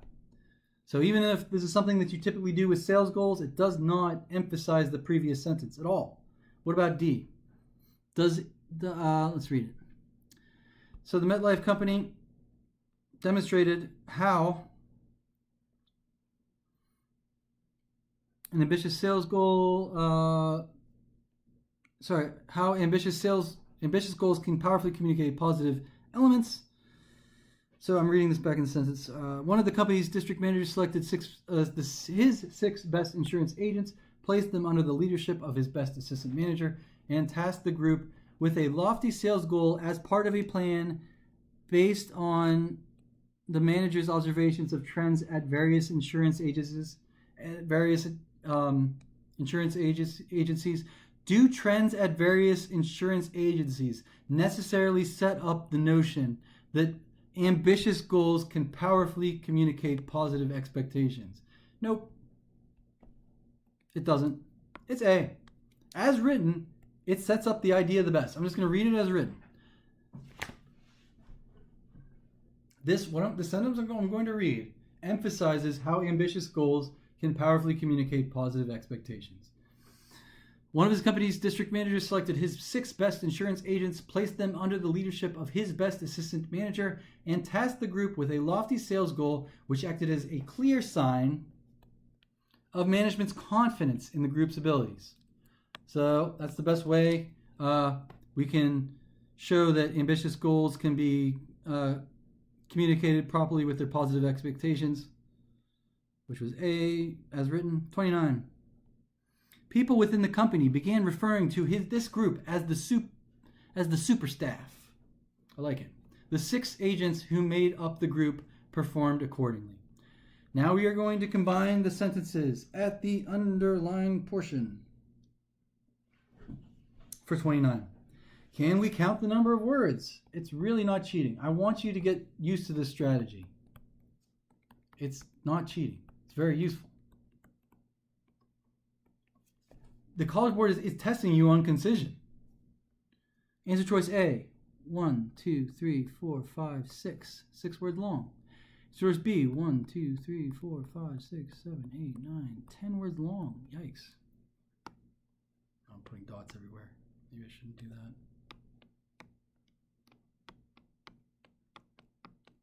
Sorry. Okay, I won't do that anymore. All right, so B was 10 words long. C was 6 words long also. It's probably A or C, if I had to guess. And D is a crazy 9 words long. So what's the concise way of saying it? It is A or C, but let's figure out why. Which one is clunky and which one is best? A is best. What makes A so much better than C? It's this. Why am I saying they and the 6 agents? I know who I'm talking about. I don't need both of these in there. If we eliminated this one, that would be okay. But they're both in there. They, the 6 agents, we know that they're the 6 agents. Do you see that? I'm going to show you that. 6 agents. We know that there's 6 agents. Why are we saying they, the 6 agents? You wouldn't. And you can get rid of, any of these ones that talk about the 6 agents. We already know about the group with 6 agents. The simplest way of saying it without repeating yourselves too much is A. The group made up of 6 agents, that's a redundancy. I can say one or the other. I can say the group, the 6 agents. For C, I could say they perform something, or I could say the 6 agents. I just can't say both. It's redundant. D, with the agents, all 6 of them? It's redundant. We already know about the 6 agents. It's like you can talk about the 6 agents, but you don't need to say they, the group, and the 6 agents in the same sentence. Maybe that's what you should avoid doing, I guess. That's basically what's going on here. The wordy answer choices are the wrong answer choices. And this is just a redundancy right here. They, we know they're the agents. It's redundant. Redundancy is incorrect on the SAT. 30.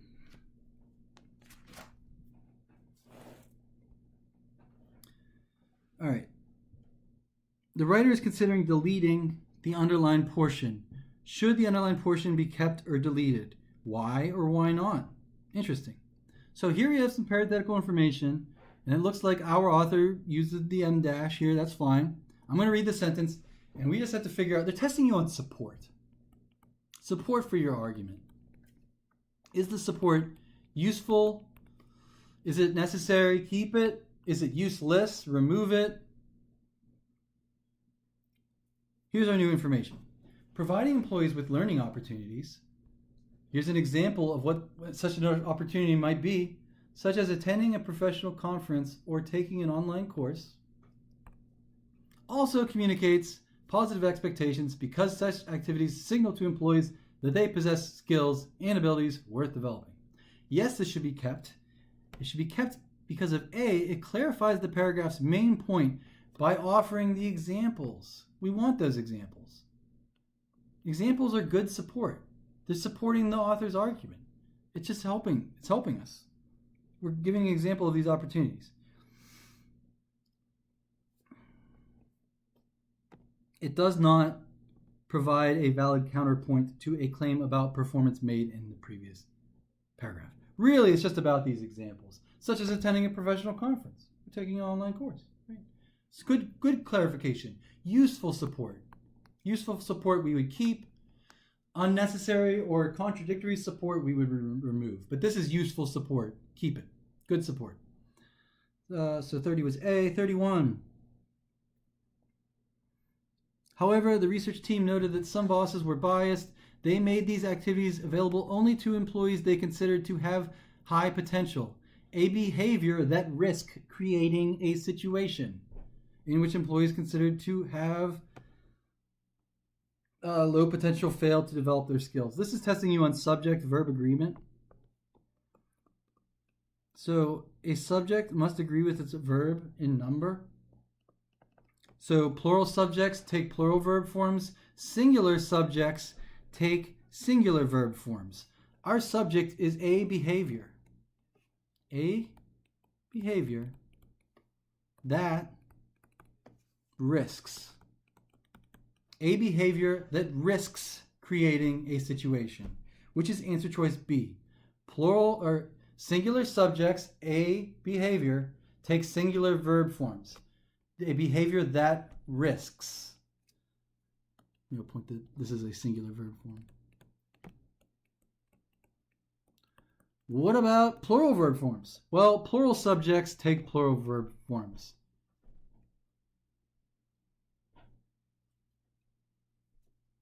But our passage doesn't say this, so we can't change it to this. But I'll humor you just for now. Behaviors that risk something. So plural subject behaviors can use plural verb form risk. Behaviors that risk something. But here we can't change it to behaviors. We have to keep it singular. So it can't be that. A behavior that risks creating a situation in which employees considered to have low potential fail to develop their skills. In determining an employee's potential, supervisors should make these experiences available to all.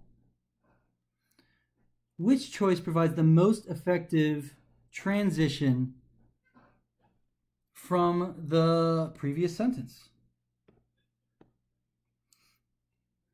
Okay, so the previous sentence says, However, some employers were biased. They made these activities available only to employees they considered to have high potential, a behavior that risks creating a situation in which employees considered to have low potential fail to develop their skills.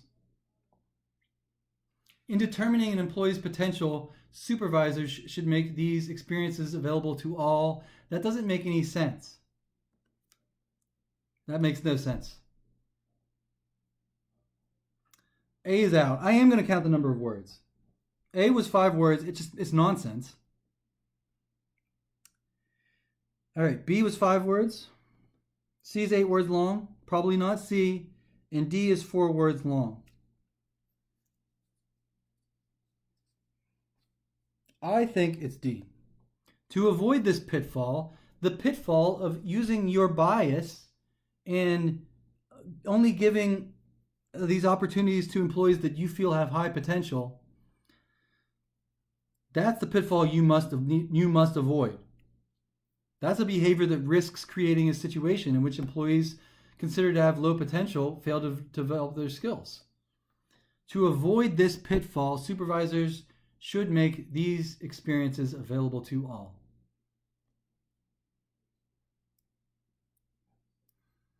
Though some skills are more difficult to learn. It's wordy, 8 words long, it's vague, doesn't tell us much. In spite of inevitable failure, supervisors should make these experiences available to all. Why are they all going to inevitably fail? That doesn't make any sense either. I think it's funny. All right. To avoid this pitfall, supervisors should, it's too depressing for in spite of inevitable failure. Let's have some positivity here, College Board. All right. 33.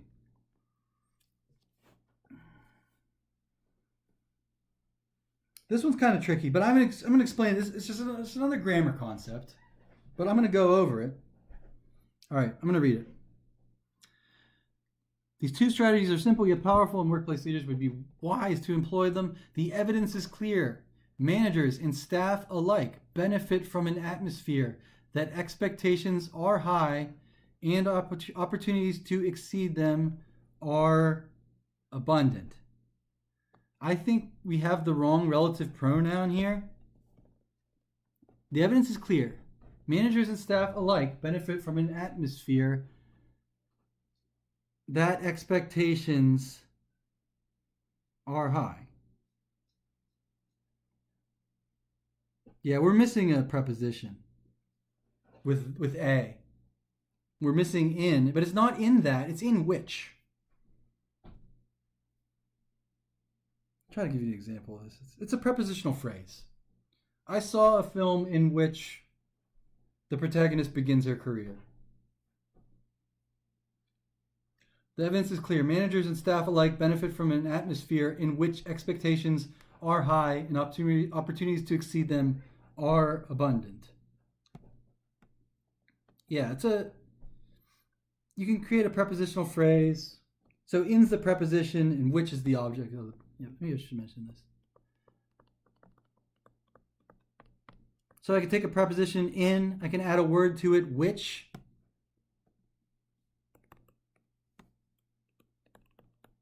So this part's the preposition. Prepositions go in front of words to create prepositional phrases. This is the object of the preposition.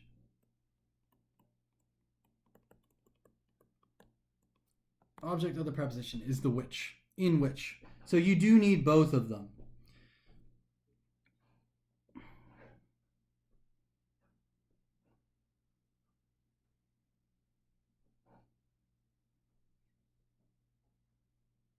Okay. I'm going to keep moving.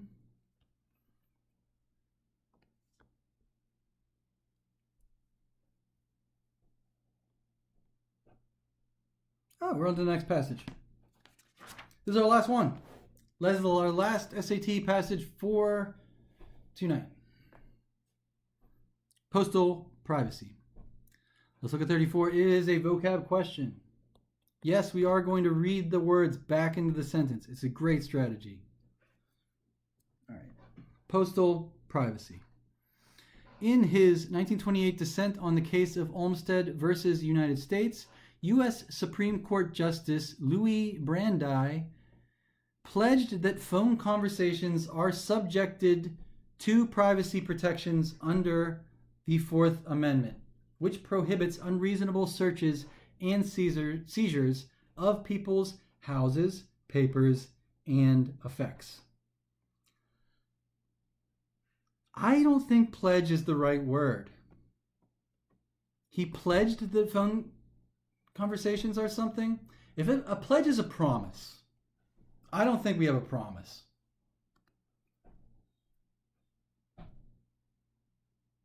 Was it a demand? Let's try demand. In his 1928 dissent on the case of Olmsted versus United States, U.S. Supreme Court Justice Louis Brandeis demanded that phone conversations are subjected to privacy protections under the Fourth Amendment. Demanded sounds informal, and it also sounds too harsh. It sounds too harsh. It's informal, it's too harsh. Let's try divulge. That's when you reveal a secret. Did he divulge something? Let's try it. In his 1928 dissent on the case of Olmsted versus United States, U.S. Supreme Court Justice Louis Brandeis divulged that phone conversations are subjected to privacy protections. This makes no sense. It's not some kind of secret reveal. I think it's an assertion. I think he's just asserting something to be fact. Let's try assert it. I think this is a more sophisticated way of phrasing what we're trying to. In his 1928 dissent on the case of Olmsted versus United States, U.S. Supreme Court Justice Louis Brandeis asserted that phone conversations, next question, are subjected to privacy protections under the Fourth Amendment. So I got to make a note about this because this is a little interesting. But we have some different words here, so I got to make some notes. Subject to means you have an adjectival or adverbial can't read my own writing phrase.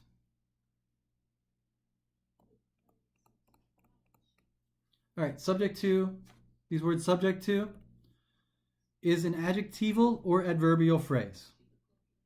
So that's just one thing to consider. I'm going to put another note here. Subjected to is the past participle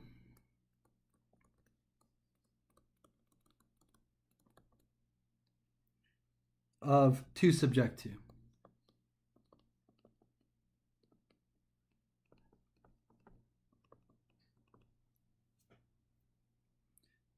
To subject to cause, to undergo something. So which one do we need? Do we need subject to with no ed, or do we need subjected to? Do we have the past participle of to subject to? I subjected you to something? Nope, we don't. We have the other one. We have the adjectival or adversarial phrase subject to. Now I'm going to read the corrected version.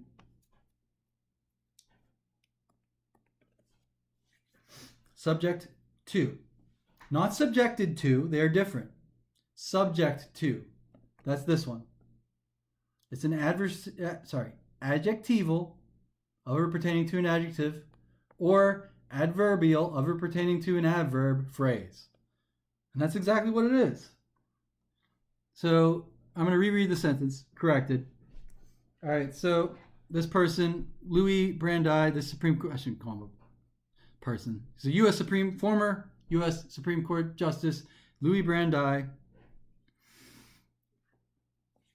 asserted that phone conversations are subject to privacy protections under the Fourth Amendment, which prohibits unreasonable searches and seizures of people's houses, papers, and effects. Yeah, I didn't subject you to something past tense. You were subjected to something. No, something is subject to. That's an adjectival or adverbial phrase. Something is subjective to something else. Okay, 36. Brandeis' argument is a key precedent for modern legal interpretations of the Fourth Amendment. Can we count the number of words? Sure, I don't think that's totally what's going on with 36, but it's part of it. I'm going to do it. A was 4 words long.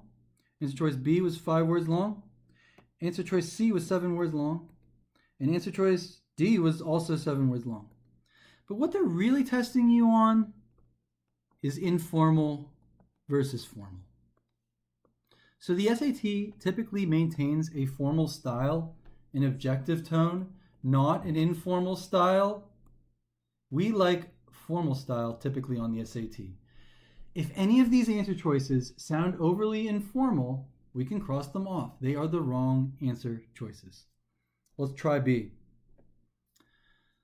Lawyer type thinking. Is that an informal way of talking about law? I think it is. Super informal. Lawyer type thinking. These legal bigwigs, that's super informal. The things legal bigwigs say today about something, that does not belong in our passage at all. We have deviated noticeably from our formal style and objective tone.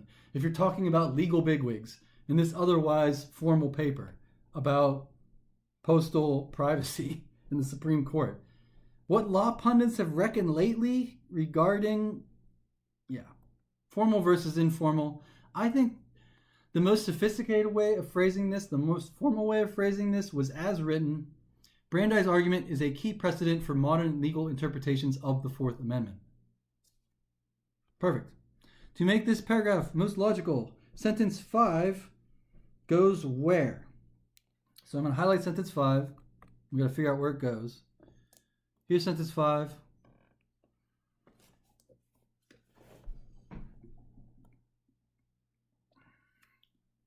I'm going to read the last two sentences just to try to figure out what's going on this paragraph here.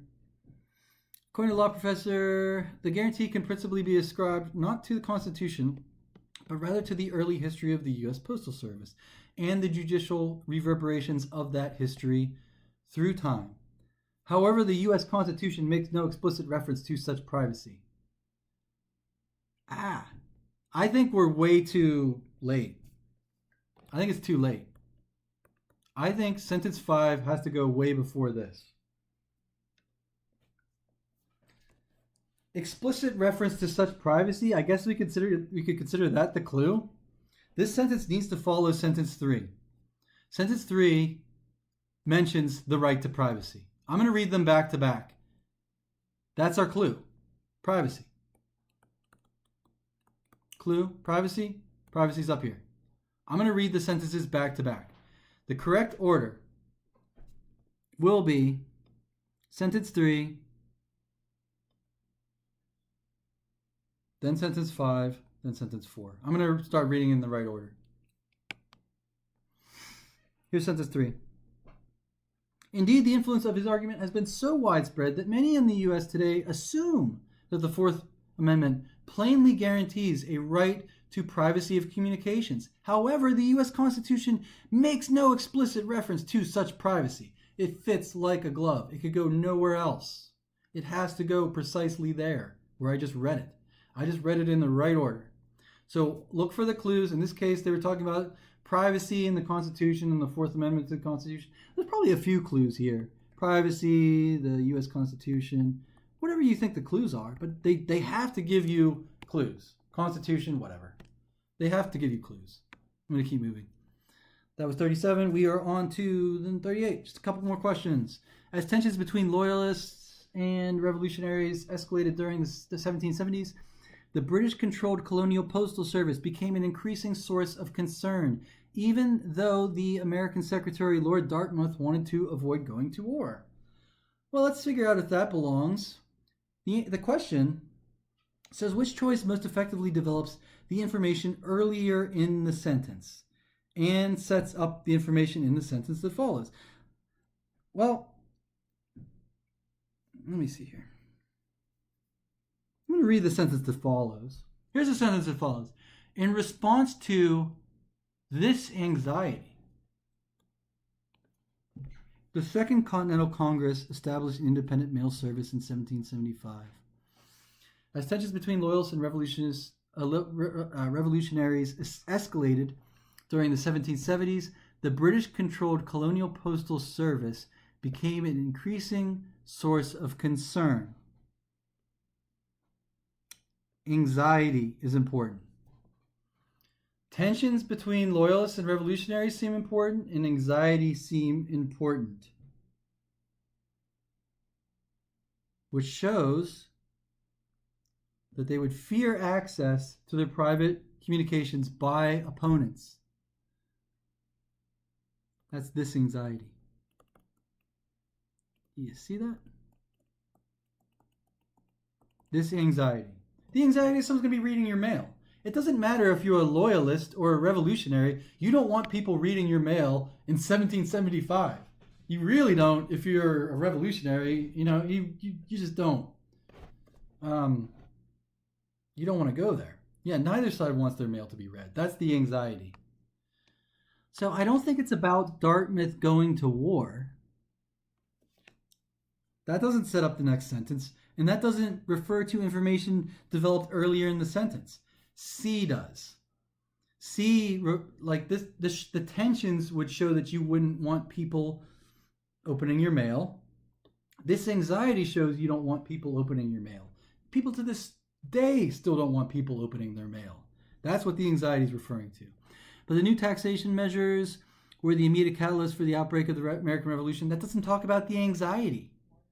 We want to know about the anxiety of people's packages going or letters being opened. And Benjamin Franklin's partner, newspaper publisher William Goddard, was one of its vocal critics. Probably a true statement. That doesn't set up the following paragraph, the following sentence information about the anxiety. And it doesn't talk about the tensions between the loyalists and the revolutionaries either. C does. 39. All right, the Second Continental Congress established an independent mail service in 1775 that had provided safeguards for confidentiality, such as a provision that mail for delivery be under lock and key. Okay, interesting. Let's start with had provided. It's another tense question. Which tense are we in? In English, there are 6 commonly used tenses. Let's look at answer choice A. Pardon me. Okay. So, the Second Continental Congress established an independent mail service in 1775 that had provided safeguards for confidentiality. That means we are in past perfect for answer choice A. B, the Second Continental Congress established an independent mail service in 1775 that provides safeguards for confidentiality. It's present tense. I don't think this is occurring now. I think we're talking about the past. Answer choice C is simple past. I'm going to read that one. The Second Continental Congress established an independent mail service in 1775 that provided safeguards for confidentiality, such as a provision that mail for delivery be under lock and key. That is the right answer. We were in simple past. We were talking about events before now. We use the past perfect to talk about multiple events that have occurred before now, in which case we want to indicate which one happened first. So we're not doing that. We're not doing A. We're definitely not in present tense. We're talking about in 1775. Will be providing is future tense. We're most certainly not in the future tense. Let me try it. It should sound weird. In response to this anxiety, the Second Continental Congress established an independent mail service in 1775 that will be providing safeguards for confidentiality someday. Yeah, D is definitely out. Yeah. In response to this anxiety, the Second Continental Congress established an independent mail service in 1775 that provided something at the time. Such as a provision that mail for delivery be under lock and key. That's our next question.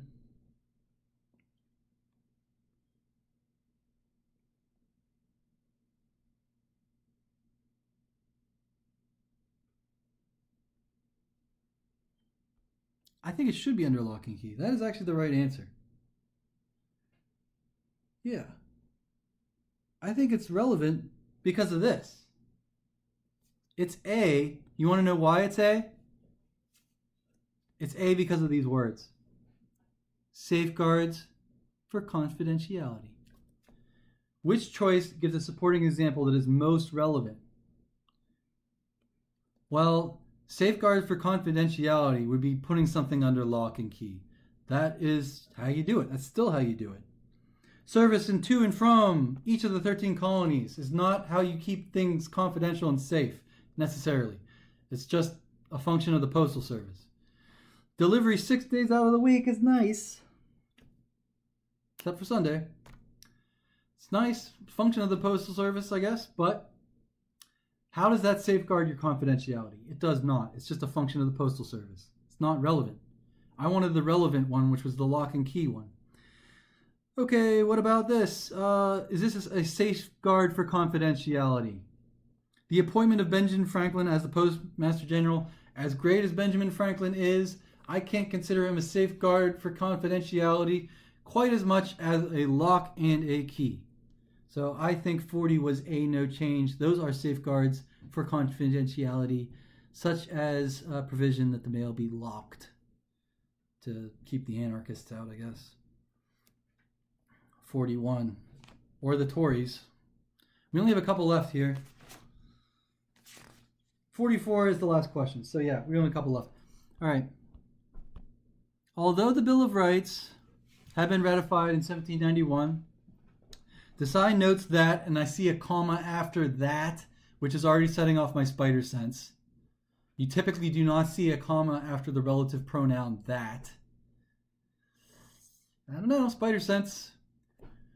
Do we want to do the unnecessary punctuation? Read for stutters? We go over the colon roll.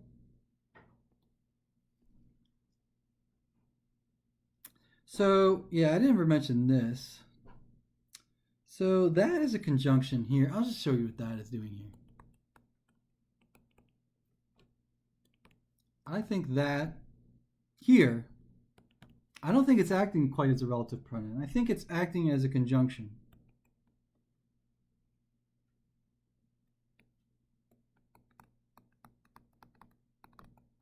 A conjunction that introduces a noun clause.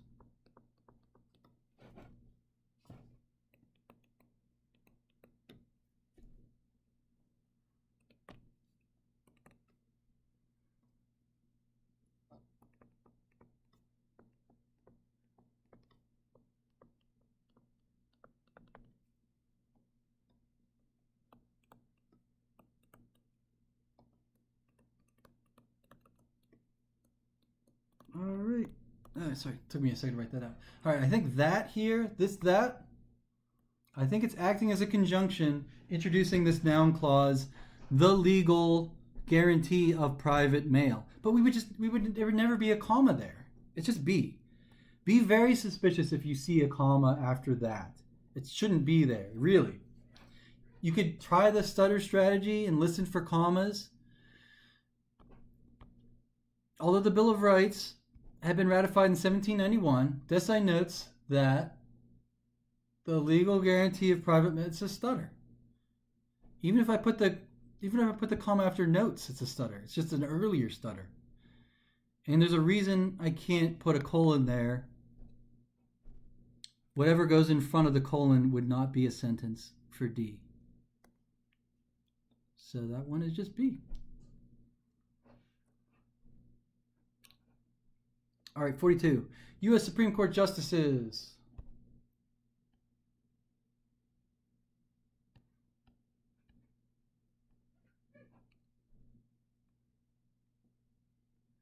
Those who eventually held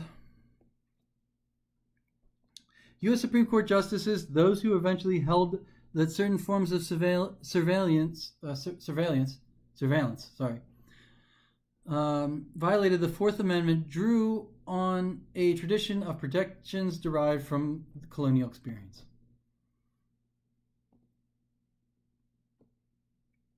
It's definitely not A. That would be a fragment or a run-on. It's definitely not a sentence. U.S. Supreme Court justices, those who eventually held that certain forms of surveillance. It's definitely not A. U.S. Supreme Court justices. I think it's just a count the word strategy. Humor me. Please, on test day, count the number of words. Please do. It's not cheating. It's really not. Answer choice A was 3 words. I already told you it didn't sound right to me. B, 1, 2, 3 is also 3 words. The C, the concise, nice, simple answer choice. That probably makes perfect logical and grammatical sense. Why would we choose C, or we could choose D? It's 2 words. Of course it's C. Of course.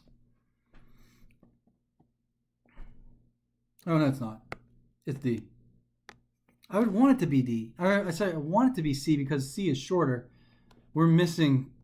It can't be. You know why it's not C? It's not C, people. I'm going to correct myself. It's not C. We are missing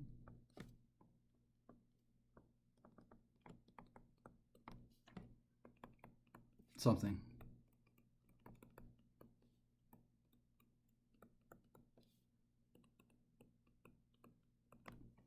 We're missing something. I'm going to read it, and you'll see why it's not C. Although it's the concise answer choice, I tried to choose it. It didn't work. I'm going to read it. I'm going to try C first, and then we'll settle on the right answer, D. U.S. Supreme Court justices eventually held that certain forms of surveillance violated the Fourth Amendment, drew. Yeah, we were missing the who. We were missing who. It doesn't work. U.S. Supreme Court justices eventually held that certain forms of surveillance violated the Fourth Amendment, drew on a tradition. We're missing the who. We needed this who. We needed this relative pronoun who. I'm sorry. I tried to delete it initially, but then I corrected myself. Let's put it back in. Let's put who back in, and you can see why it's necessary.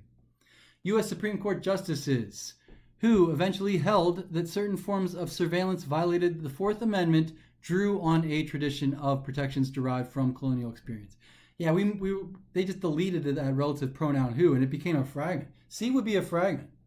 It's definitely not C. So I apologize that I corrected myself, but you count the number of words. But it's a tip. It's more of a strategy. You ultimately, your knowledge of English is better, and counting the words is a strategy. It's just effective. It's so effective. It's really a good way to eliminate 2 answer choices, I think. Even though it's not always the shortest one, it's usually one of the shorter ones. It really is. So we were missing 1 word there. We had to add that back in. 43, just 2 more questions. Here's a question on transitions. Transitional words. Is moreover the proper transition here? We have some other options. We could say thus, conversely, or meanwhile. I'm going to read the sentence. All right. In the 1878 case, Justice Stephen Johnson Field crucially extended the meaning of papers in the Fourth Amendment to include sealed letters in the postal system. Moreover, making postal policy a constitutional principle. I can already tell it's not moreover. So we just have to have the wrong transition. And there are 4 types of transitions that you'll encounter in English. Moreover is what's known as an additive transition. We're just adding things. We're giving you more. Moreover, additive. It's like that sounds like a plus sign. More. I'm giving you more.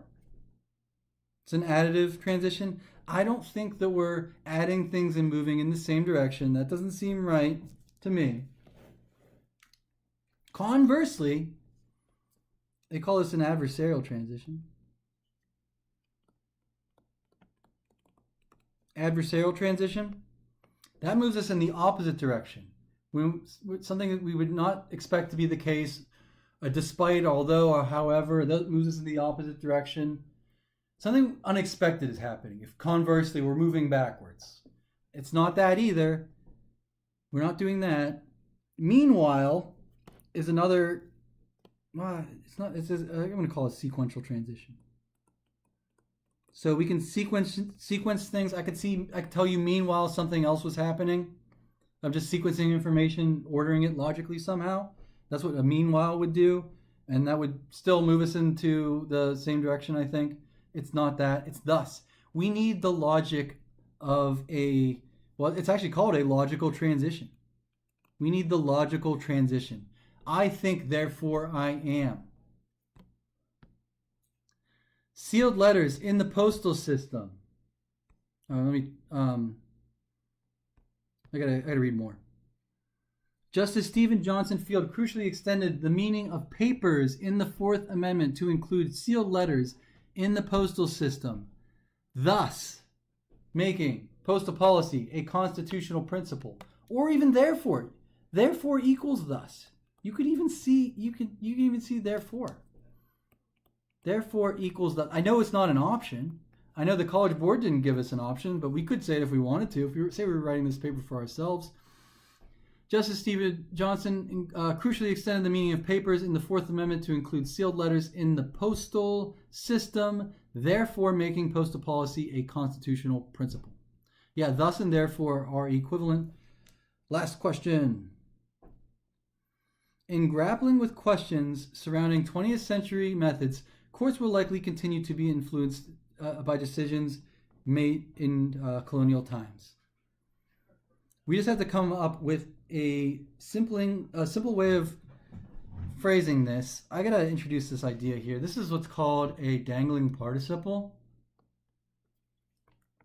So dangling a participle is an error in English. So what are participles? Participles are verb forms. I'm going to highlight the participle. Here it is. Grappling.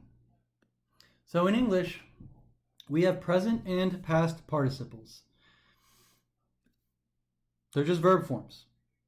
But you can dangle a participle, and all it means is you're modifying the wrong noun with it in your sentence. They act as modifiers. So some of these answer choices contain dangling participles. Let's see which ones do. I'm gonna prove it to you. Here's my question. Do decisions made in colonial times grapple with questions? They don't? C is out. That's what I mean by a dangling participle. In grappling with questions surrounding 21st century methods, whatever goes right here has to be the grapplers. In grappling with questions surrounding 21st century methods, decisions don't grapple with anything. They're decisions. I'm spoiling the answer, but the only thing in our sentence capable of grappling with anything are going to be people, which are courts. So where does courts go? Courts goes right here. In grappling with questions surrounding 21st century methods, the courts are the grapplers. Courts will likely continue to be influenced by decisions made in colonial times. Let's throw out some of the other dangling participle ones that are wrong. In grappling with questions surrounding 21st century methods, it is by decisions made in colonial times? No, it doesn't grapple with anything. The courts do. B is out. It's not B. And even though we put a preposition here, it's still a dangling participial phrase. It's also a prepositional phrase. So even though we put a preposition here, it's still a dangling participial phrase. It's not dangling in A. A is right. It's dangling in these ones. It's right in A. I meant to say that. Dangling participle is like C. If decisions grapple with something. What about D? Here's dangling a participle with D. Let's do it. Here's my question to you, reasonably intelligent people. Can the influence on courts grapple with questions surrounding 21st century methods? Nope, the courts do, which was A. In grappling with questions surrounding 21st century methods, courts will likely continue to be influenced by decisions made in colonial times. All right, so that has been our October 2021 SAT. This was the released US version. Thank you for hanging out. Please like and subscribe to our YouTube channel if you have found this content interesting. We provide more content. If you want to contact us about SATs or potentially joining an online SAT class, we would love to hear from you as well. Leave a comment or anything in the channel. And thanks again for this for hanging out for this this quite long event. But we finished it. I'm just going to sign us off without further ado. And good luck on your future SATs, everyone. Thank you. Bye. I'm Jim from Eaton Prep, by the way. EatonPrep.com.